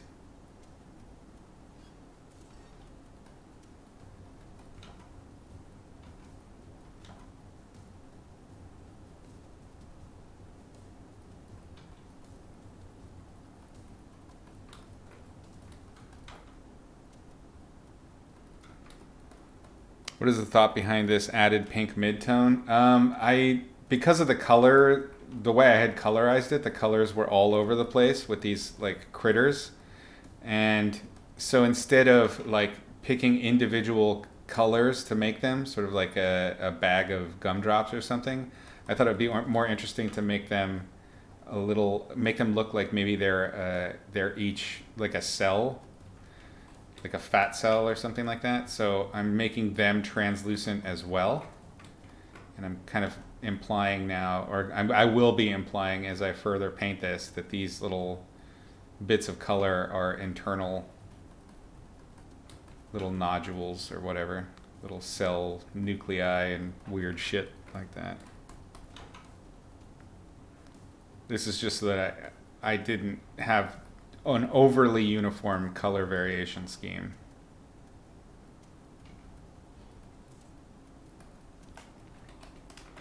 But it also means because I'm making them kind of spotty and um, more sickly looking, I need to really carve out the eyes better, the eyes, so that their eyes are clearer against these spots. So that'll be the next step. And then once I get through that, then I'll examine the spots again and see what needs to be done from there. It could be that they're just hints of color. It might be that I need to light some of them in the really, like where I'm at right now in this shadow area. If I go in and I light these little sort of inner globules with a light side and a dark side, it might be pretty rewarding as implying a translucency, but it's a lot of extra work. And we are almost 2 hours in, so I don't want to give myself too much when this is meant to be the final episode on this. I think we've been working on this guy for like 3 weeks now, or 3 sessions or 4 sessions.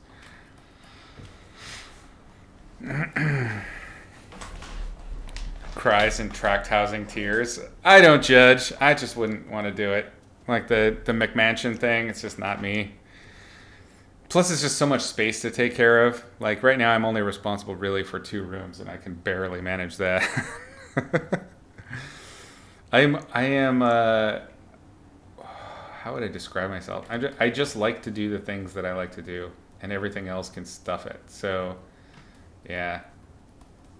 Basic necessities sometimes get tossed to the side. I have to hire a housekeeper and things like that. I need a PA and a housekeeper. I need a staff. I just want to paint and write and play games. I don't want to do anything else.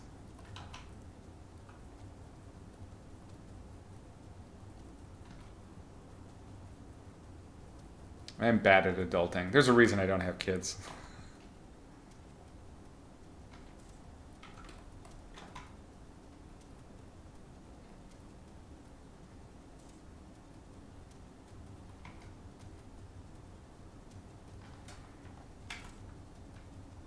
Yeah. Actually, maybe these could be like little surface treatments. These are starting to kind of look like those little like Easter jelly bean things that look like robin's eggs. I'm kind of cool with that. That's interesting.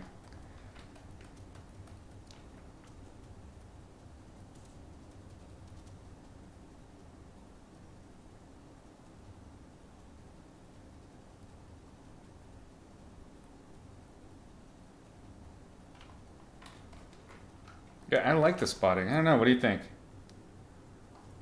It's kind of giving it that like rock candy, yeah, like Jelly Belly feel.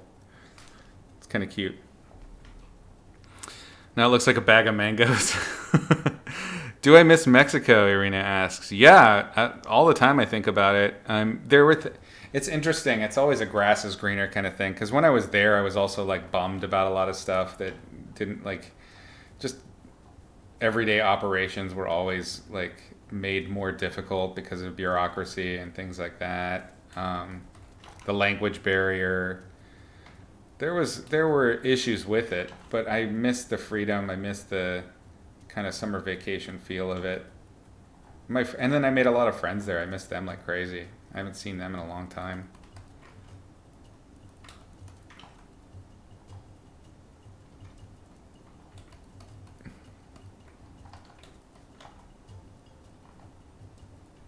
There are definitely pros and cons to both lifestyles. So what I try to do, kind of the way I manage these things, and I do actively think of it this way, is that I recognize one that if I'm missing something, it's a grass is greener situation. That if I was there, I'm sure there were things that would be annoying me, and I missed about where I'm at. I like really make an effort to think about that fact and not try not to over romanticize something from the past. And then the other thing that I do is I try to actively fill my time and my kind of mental space with things that I need to do where I'm at. That's why I'm really glad, I found the jobs that I did when I did, because it didn't give me time to kind of just sit and mourn and mope about not being in Mexico.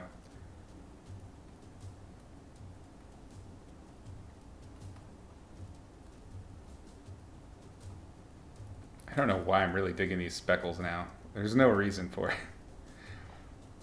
I think I need to add some make it almost like those rubber bouncy balls. Oh shit, what is happening here? Go away. I don't like that.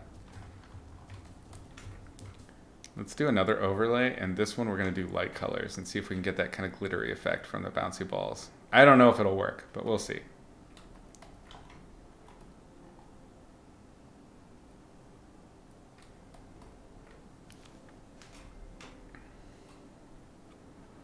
This thing looks so painful, like part of you can picture exploding and then pouring all over the ground and yeah, globules. Imagine it being some sort of parasite which grew inside the body of another. That was the original inspiration for this thing, was those toad flies that grow in the toad's nostrils.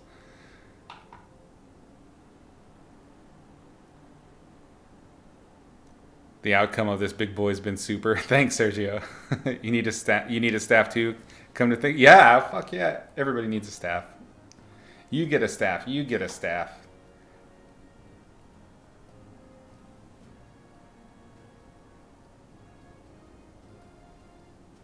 I have never painted this effect before, so I have no idea if this is going to work or not. But it seems to kind of.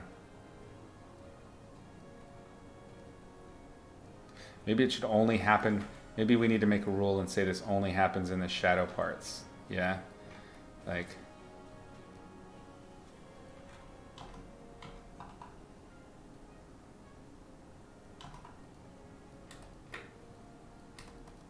Little glittery bits. Maybe. I don't know. Maybe it just needs to overlap and really show us. This is such a weird effect.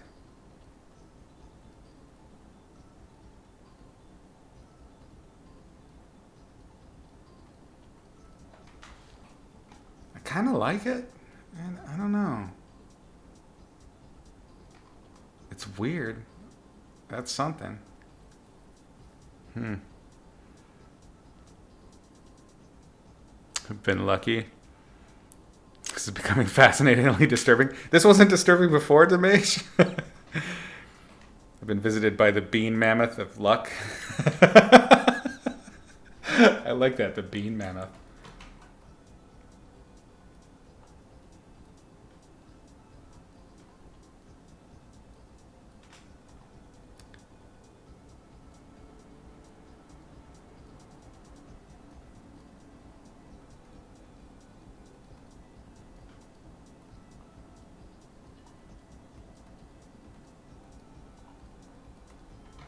Maybe we see less of it as we get this effect as we get further into the shadow side, because the light can't pierce that deep to pick up the glitter cells inside. What I like about this is that it's still, by doing this, we're totally negating that color issue that I was having before.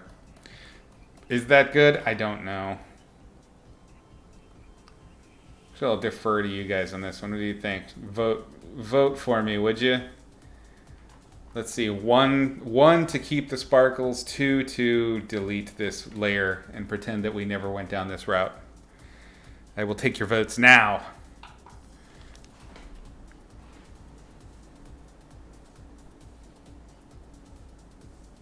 Can I travel in Mexico now if you want? If I want, yes. The border is actually open. Even with COVID, we are able to transfer between Mexico to this. I'm sorry, from the States to Mexico. I don't know if we'll be able to easily come back. I got through pretty easily, but that was really at the beginning of lockdown. I don't know how they're managing that sort of thing. I have friends that have gone back south, so take that as you will. They're looking more like potatoes. You demand you have a staff. You're way too posh to do all the jobs you're doing. I agree. You should absolutely get a staff. They look like diseased Turkish delights. Nice. Oh, these things do not fit quite right, and they really make my head sore after a while. The ones towards the back look like cute red potatoes. Oh yeah, kinda. I love those. Those little purple potatoes are the best with warts. You like red potatoes? Not the ones with acne. You just imagine the head of the original animal lying at the ground like it just... Oh shit, that's dark. We got ones, we got a 2, and we got a 1. No acne, no warts. We got a... Any other votes? 1 to keep it, 2 to get rid of. Our glitter bits. They're not doing so well. It's not long for this world, yeah. Try soft light. Let's try soft light. That can't hurt. Thanks for the bit, Cypher.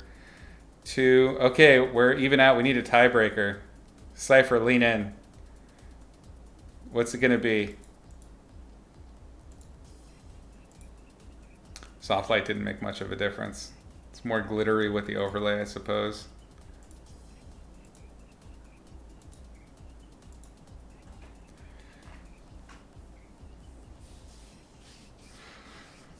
One to keep, 2 to get rid of. Last taker. It's the tiebreaker. You won't vote. You like them both. God damn it. Who's brave enough to lean in here and do a vote? Come on now. Come on down. Donkers does a 1. All right, so that's a keep. Sorry, Arena.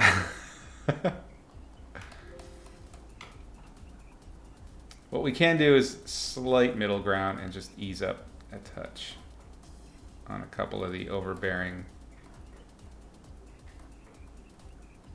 or overly similar bits.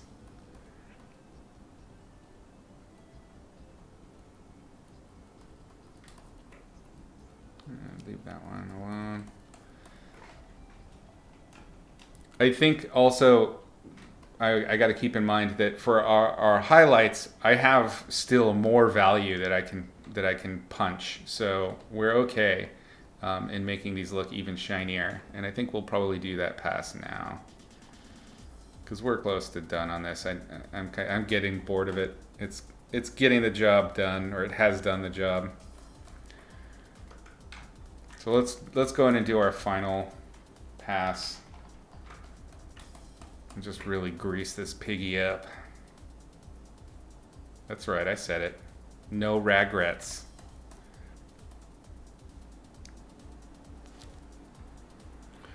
Leon Peon said 2. Get rid of. It adds an interesting color variation, but feels like too much detail to Alex. Okay, that's pretty good. I've chosen wrongly. Cypher says keep them. I don't know. That's too many votes for. This is a democracy when I say it is, and right now it's a democracy. I cannot be arsed. All right, so yeah, see how much brighter we can go here.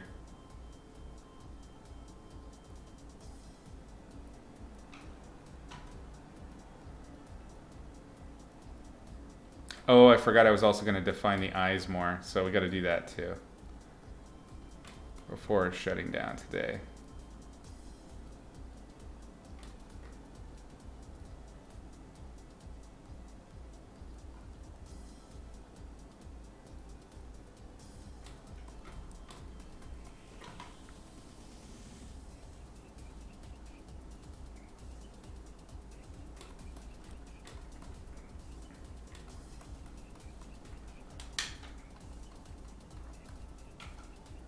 There's definitely something wrong with me. I know that. I know. By the way, you should be finishing an illustration you were asked to do as an admission trial for Concept Art Master. You want to start next April. Nice. Well, hopefully you pick up something that'll be useful. Grease this piggy up is the professional term. Yes, it is.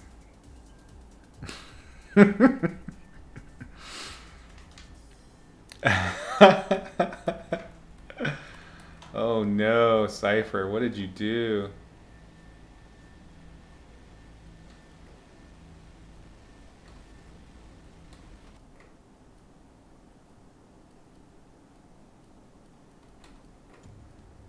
I'm adding speculars here on the skin because the skin is being pretty stretched, so. With all these little eggs inside.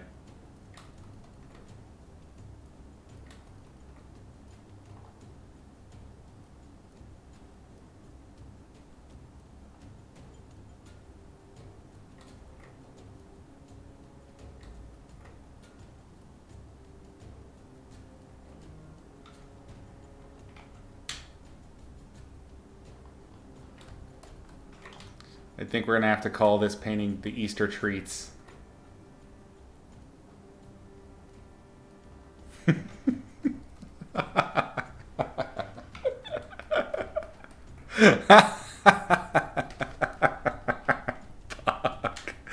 I don't know why this is happening. This is so messed up.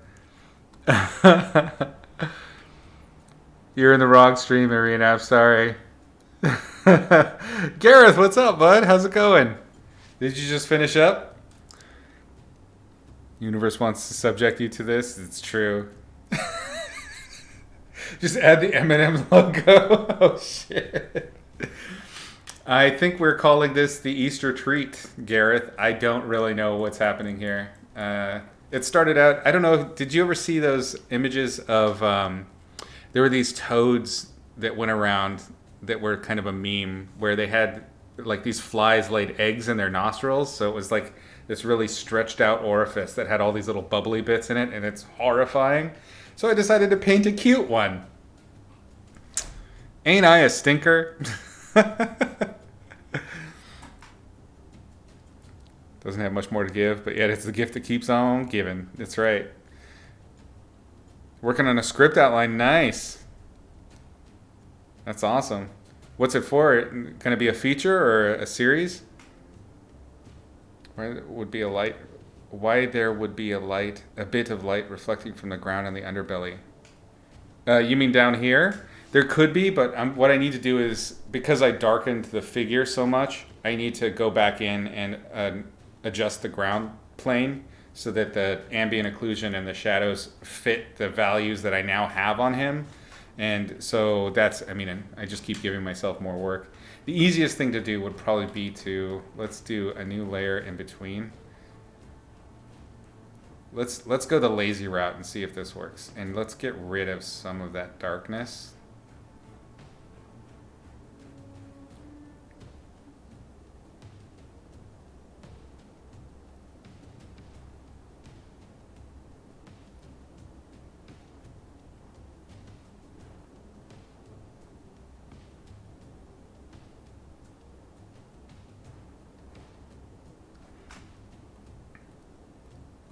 Okay, I want to make sure that this only affects the dark side, so let's do a blend if real quick. Underline layer. I want the light to totally ignore this.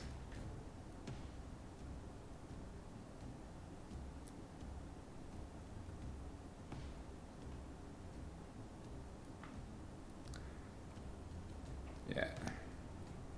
And we can even just use the opacity, kind of control that a bit better. So now I still need to add some ambient occlusion on the ground, but it's significantly less dark. Yeah, that's like 10% probably, 15%.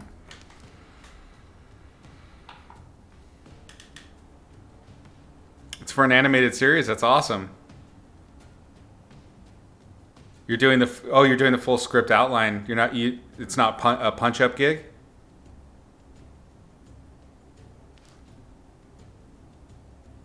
That's exciting. Oh, sweet. Is it super top secret, or can you talk about it? I'm seeing now that I left some really weird dark spots back here.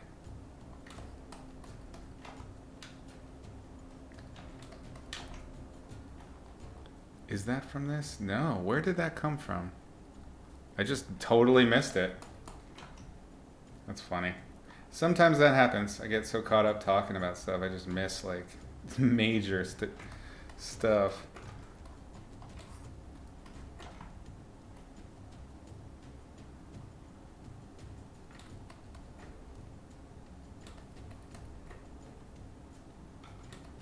Like this would be a good spot if I was thinking about reflected light. This would be a great place for reflected light, is down here. That's not nearly saturated enough. It looks so, it's interesting. That's just gray, but because of the color of the light there, it looks so much more saturated.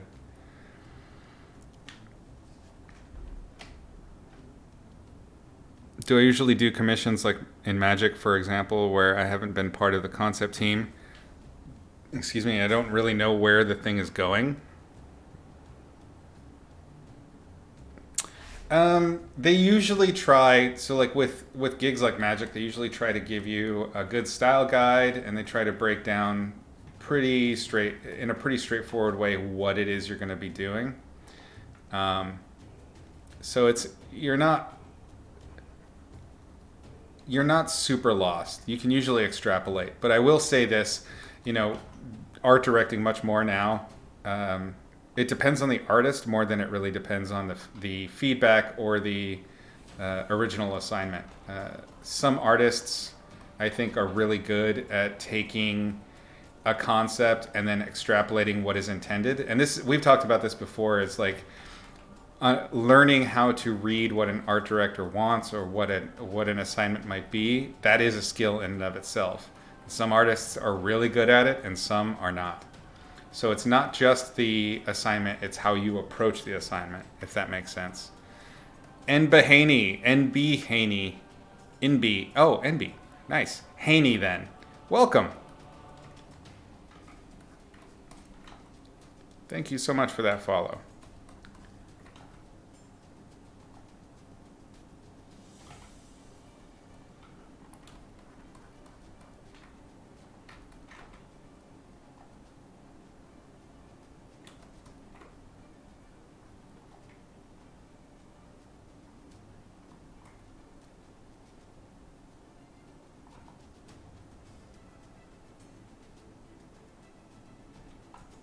Yeah, I think this is the trick here, is actually make this sharp delineation between shapes and overlap light rather than dark is going to be the key there.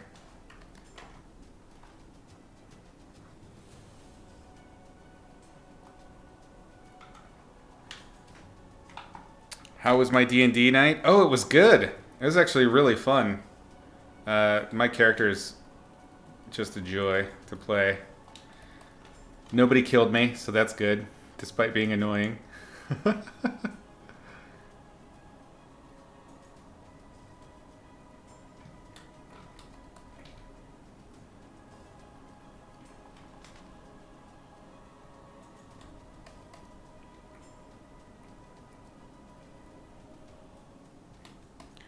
Yeah, I'm eager to get back to it, but it's only the one.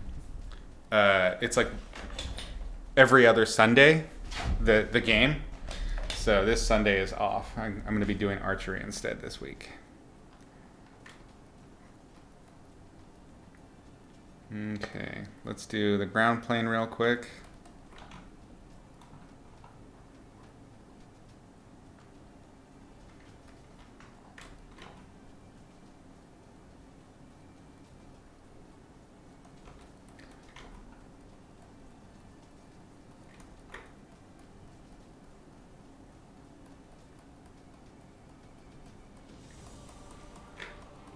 You finished your first campaign. It ran for 2 years. Were you GMing? That's amazing. I haven't played a game like that in so long. I think the last time I did a game that ran years was like high school. That's awesome. What were you playing, Irina? Who was your character?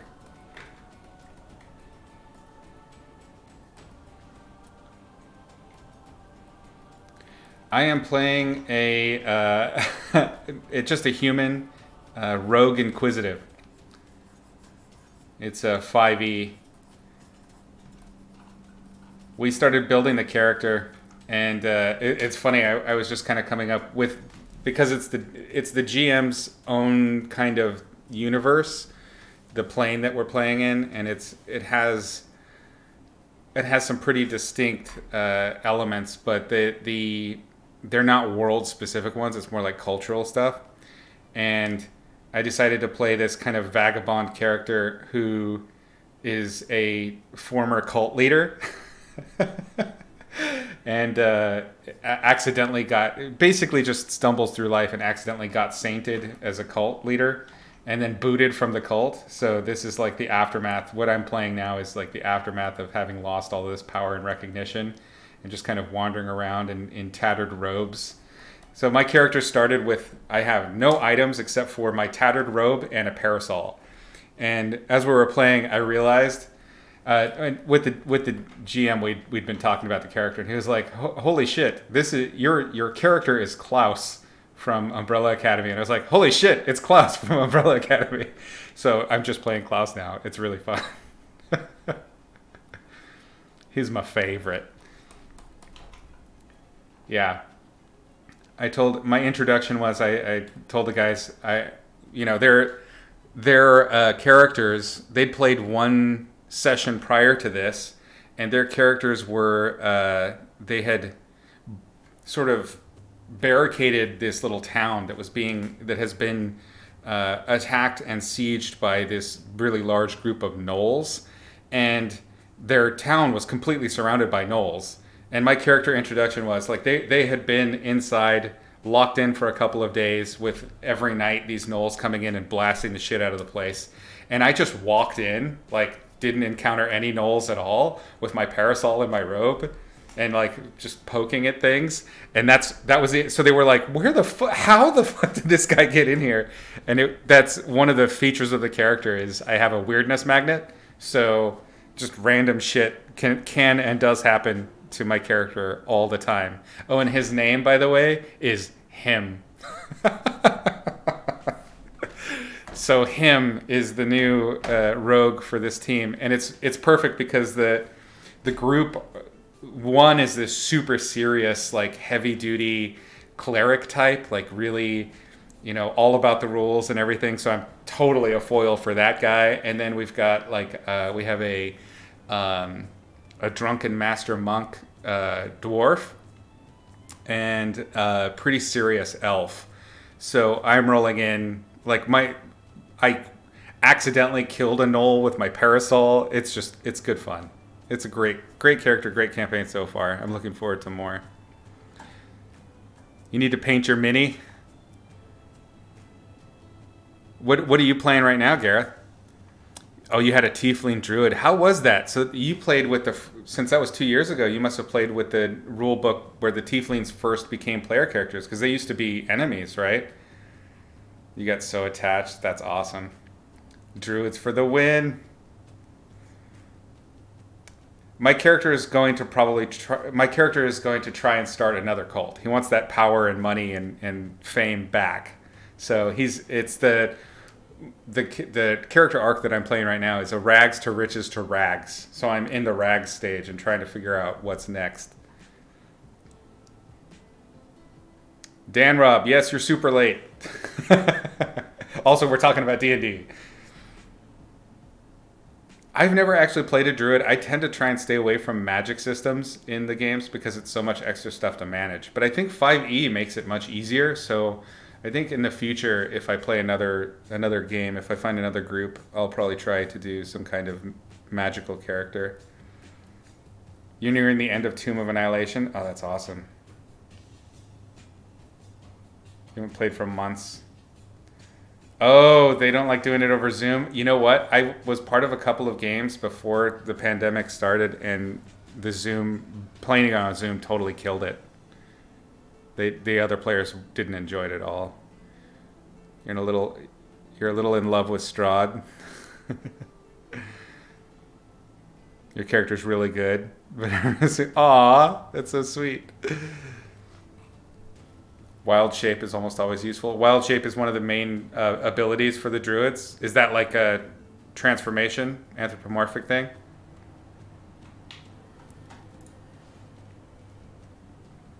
No. What's Dragon Friends? Is that podcast? Oops. Wrong direction with that.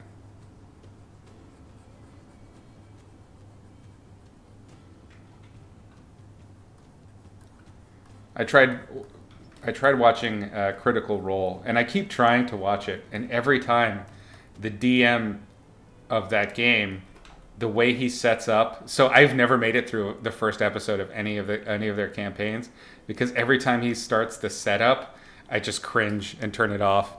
I can't do it.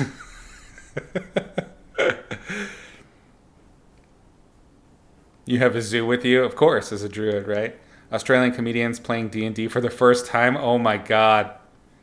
Okay, yeah, sold. I'm in. That sounds great.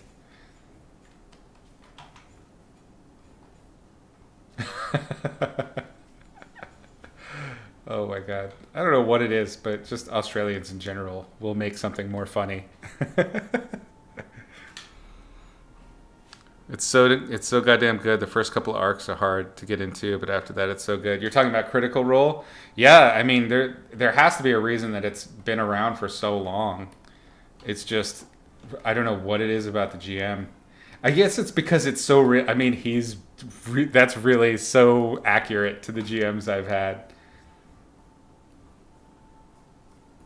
He's straight out of Central Casting.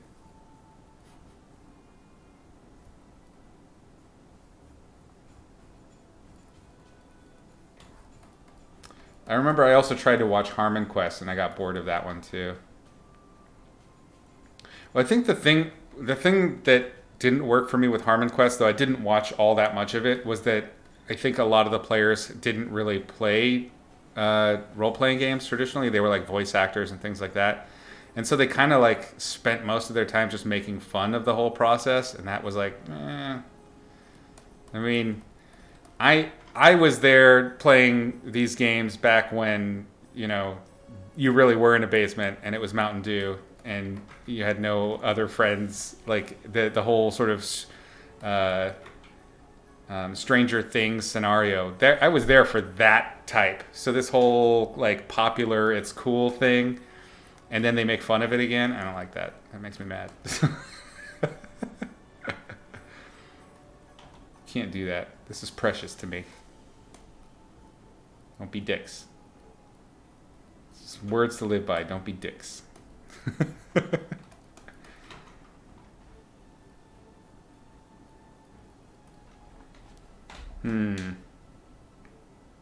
I think that reflection on the foot is just a little too much. Let's ease that up.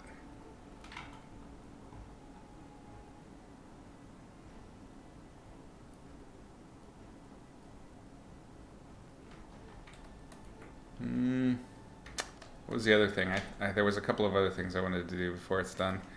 I do need to clean out these. Let's actually do this on a completely separate layer.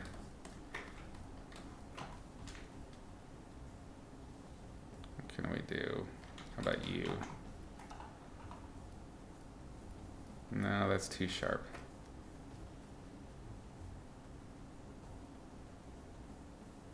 I used to have a weird skin brush I got off Dan Luvisi that is pretty good for edges. I never use it though. This might be interesting. You're so attached to the NPCs in your story. Yeah, that's the great thing about a really good tabletop campaign is like, and then you tell stories about your adventures forever.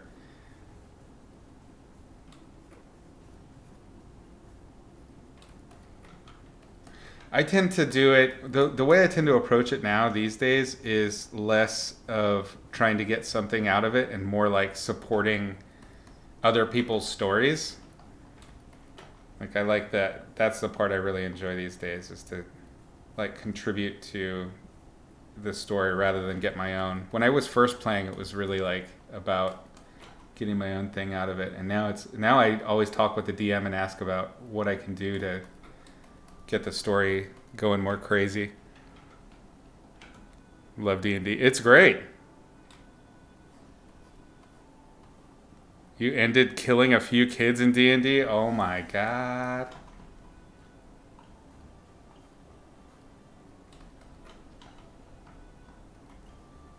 I knew that you were one of us, Irina. That you were a monster. The truth is out now. Kova, cool it.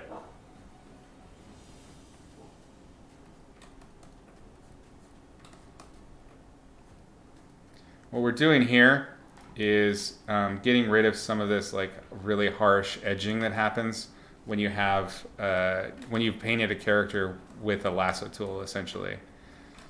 So just edge control, knocking back the tight control a little bit in places where I don't really need sharp edges. So backgrounds are nice.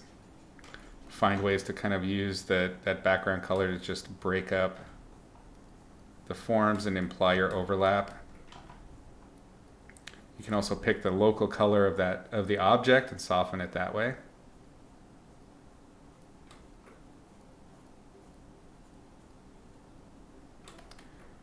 This is one of those ways that you can really get your painting to feel less digital.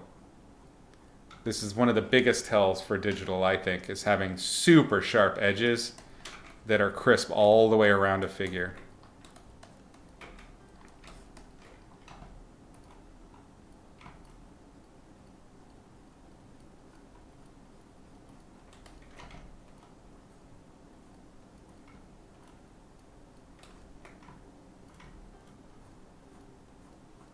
But yeah, I saved this for the end because it's hard to do this. It's hard to have your edges like that when you don't know what's going to be behind them yet.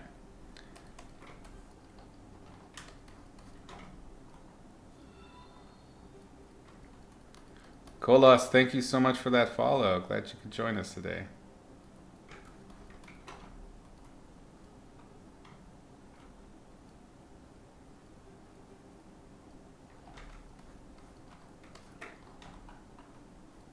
And the great thing about doing this is it totally unconsciously breaks the viewer's need to look at those edges. Sharp edges is a result that it results in high contrast. It's always a high contrast when you have a sharp edge. It creates this is a very sharp point between this and this.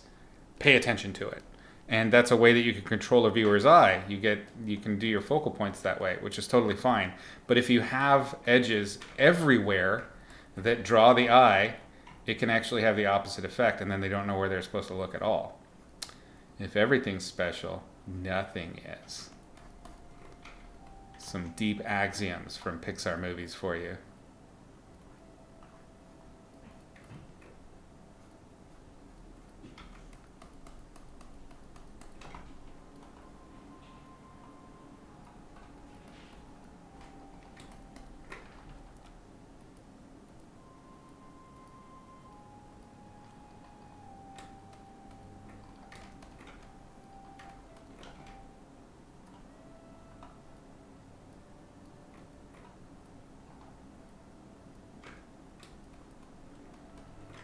Yeah, it's an important point. What's cool about it though is that it's one of those things that you can totally leave for the end. It's not like it's not going to ruin your painting. It's just a little extra juice that's going to make it pop a little bit better and let you control. I mean, it's super subtle. Kova?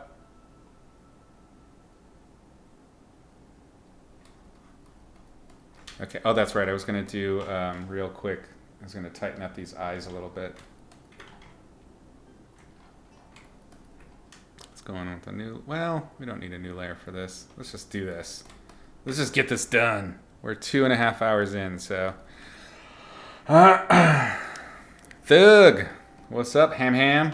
How you doing, bud?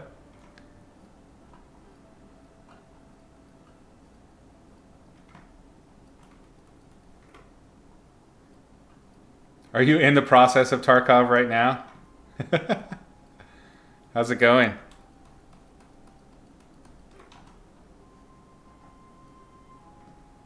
I look forward to seeing Garrett's reaction to Tarkov. Did Hemi push you into it?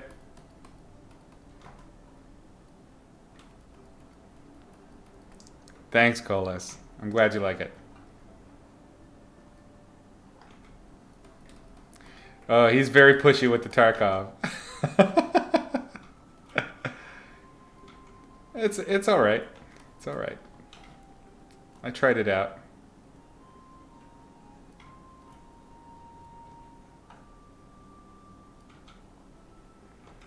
You've been playing with Adam. It's going well. You made $1 million so far today. Nice. How much did you lose?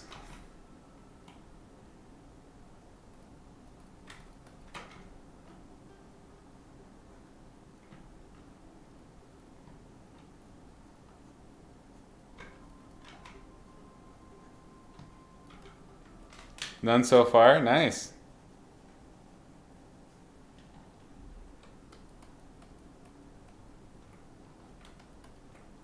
Wow.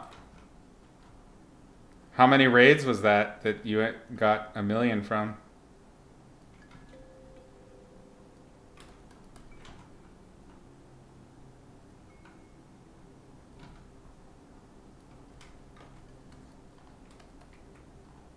It's funny, I said that I was going to come in here and paint the eyes. I haven't even started on those yet.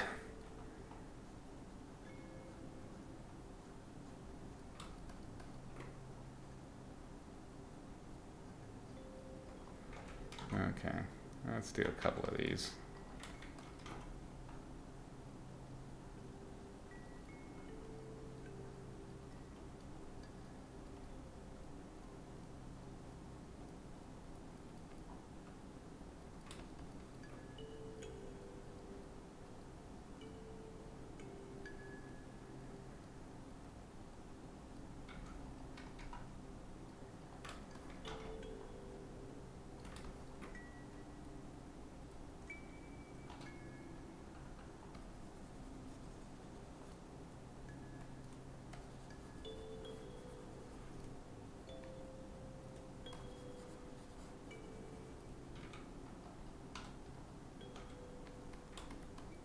Four raids, wow.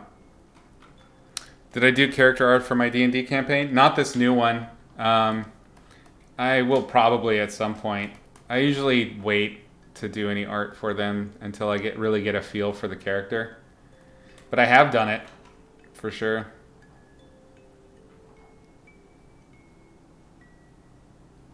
I did, I remember one, I played I think it was a pickpocket or something like that. Or no, like an expert lockpick rogue type. It was a halfling called Gecko Bindus. And I remember I painted that character. So you can probably find that on Google under Gecko Bindus.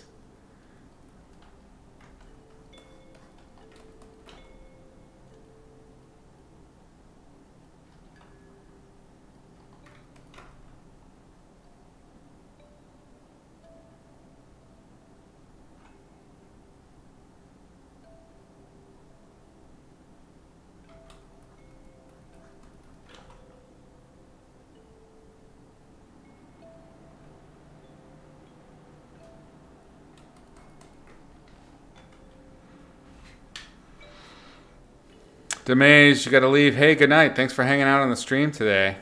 That's fun. We'll see you next Saturday.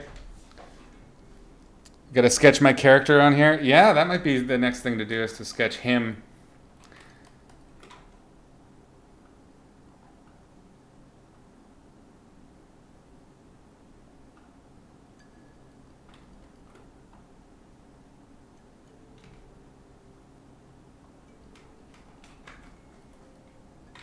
I just used a photo this time. Irina, you gotta head out. Hey, thanks for hanging. We'll catch you next time. Get some rest. Dream pleasant dreams. Look at it. Look at it, Irina. Look it in the faces. He will visit you in your dreams tonight.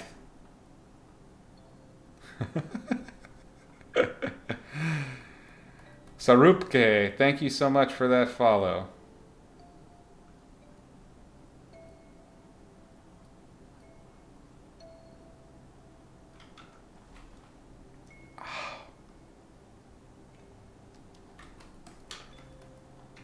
This one's going to be surprised. Like, oh no.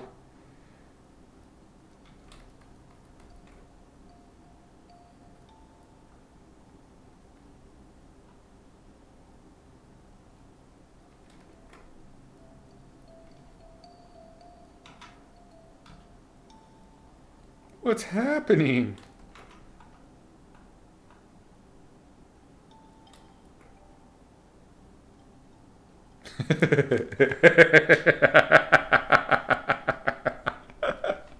Oh shit.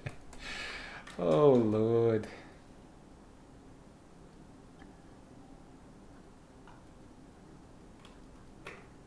It is.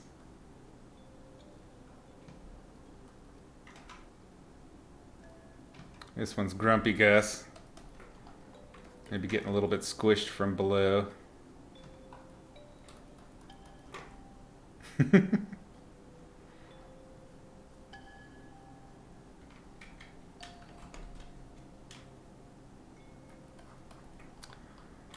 This one's just like the accepting one. I was like, well, here we go again.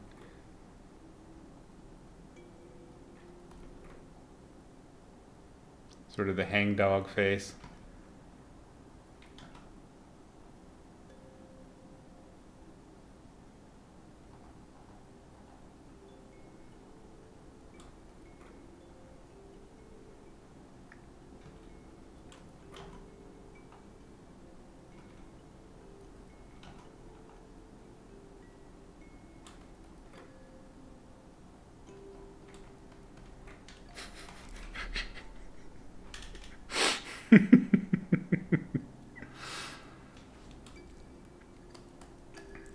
It's like suckling on his turtle face. Yeah.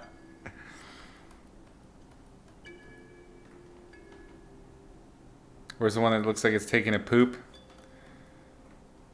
I don't know. We have some robin's eggs that don't really have a face yet, so we can add faces to our content.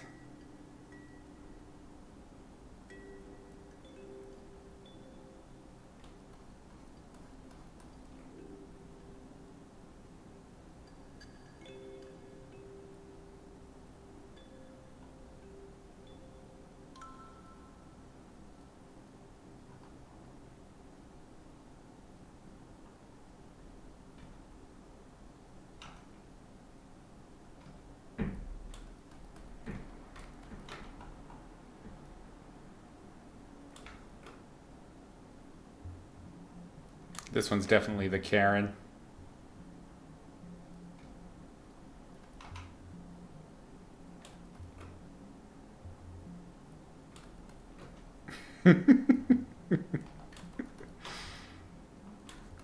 I don't know what's wrong with me. I really don't. I cannot explain to you why this is happening. I can only say that I am endlessly amused by this monstrosity.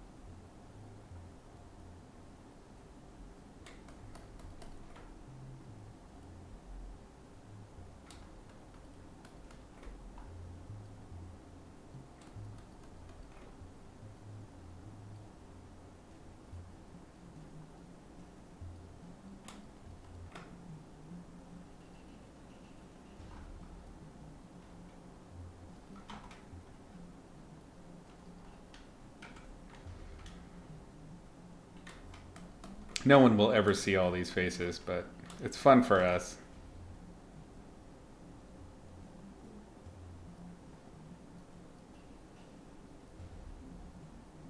The curious one.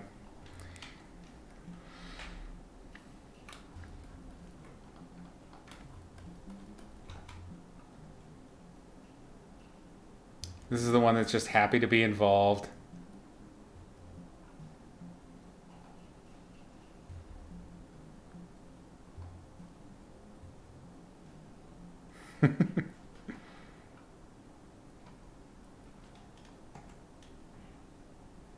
Taste the painbow, yes. That's a classic.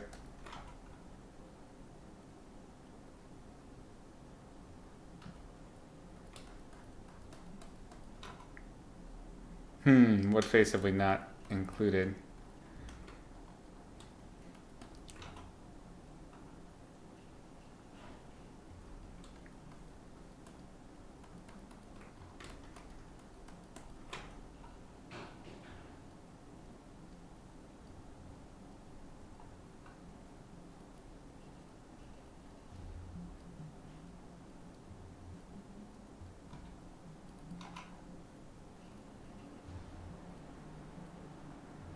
Gotta get the Ian McKellen face in there.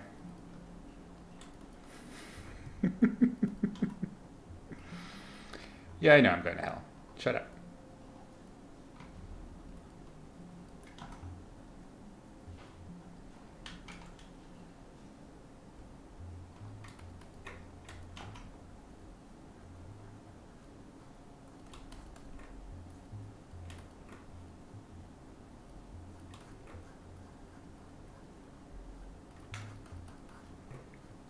Just a load of testes all mushed together.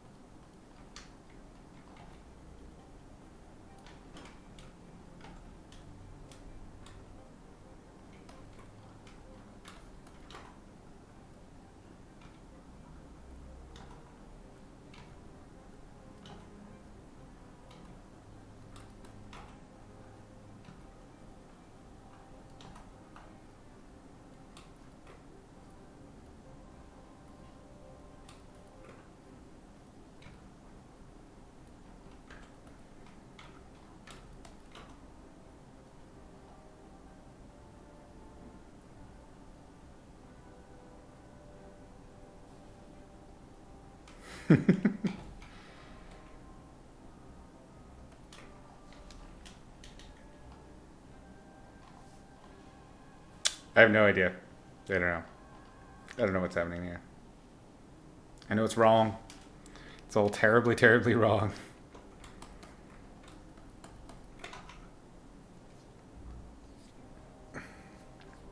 It's gone, Pete Tong. Let's do screen.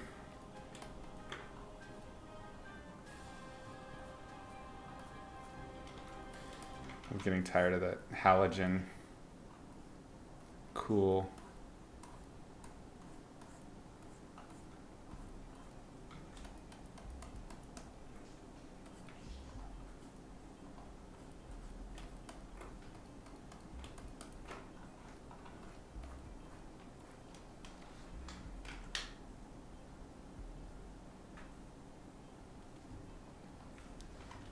Dare I? No.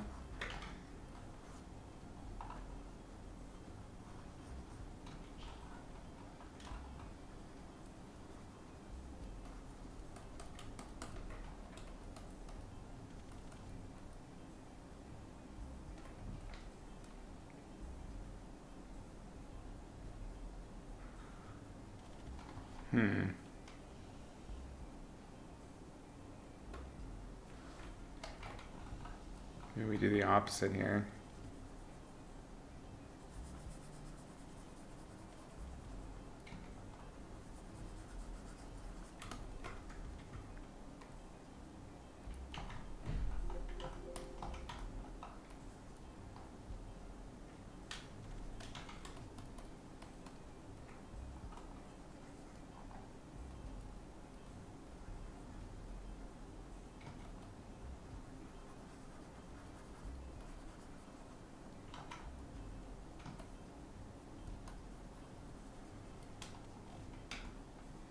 Yeah, why not?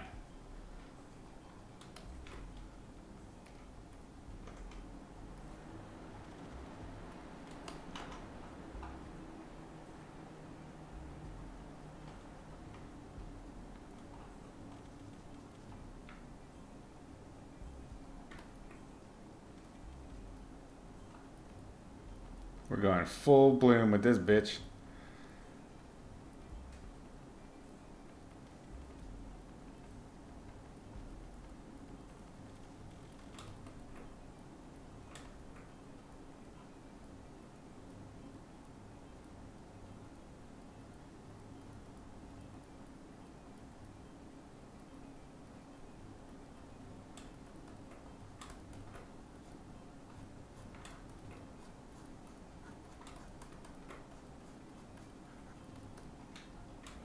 All right.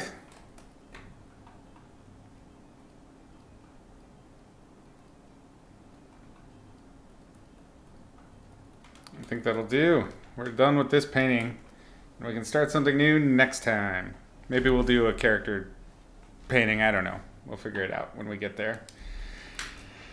So this horror will go up on Twitter and Instagram eventually at some point. Give me a follow over there. You've probably seen the little pop-ups here and there. All that good stuff. Mikayu. Howdy, howdy. Let's see. Maybe we should give somebody a raid here. What do we got? What do we got? Let me take a look. See if any of my arty folk is around.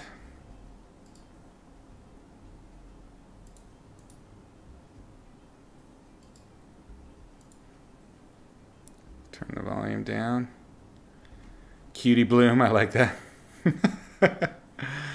Let's see. Anybody on that anybody likes?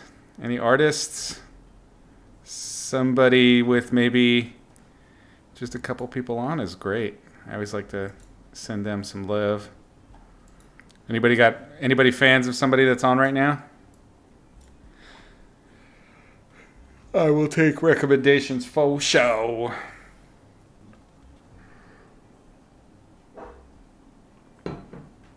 Kova, don't start. Whoa, what is that? Apex Legends. I haven't seen that yet. 24-hour Bob Ross. The one with Beater. Do you have... I need names of the channels.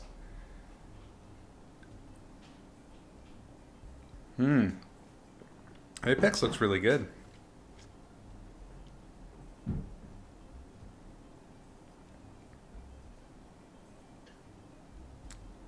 The one with Bear. Is this show called The One? Is it called Bear? I need clarification here. You got to help me out.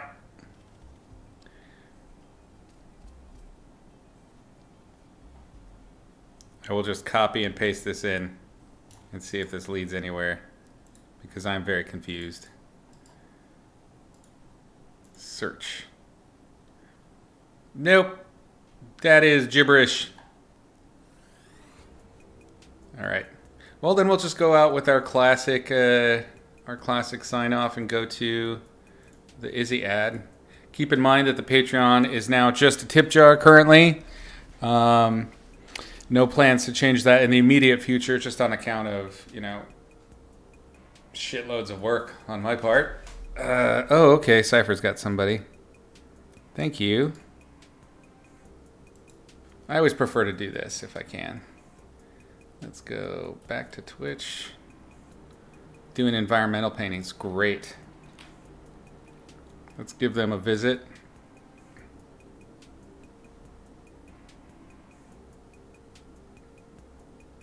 After the Tinder ad. Let me see what we got here. This is dumb. Fantasy environments. A new painting every stream. Big promises. That's great. Cool. All right. Let's give him a drop in on there. Y'all stick around. Hang on 1 second, please. Gonna do a raid. Pick a channel. Boop.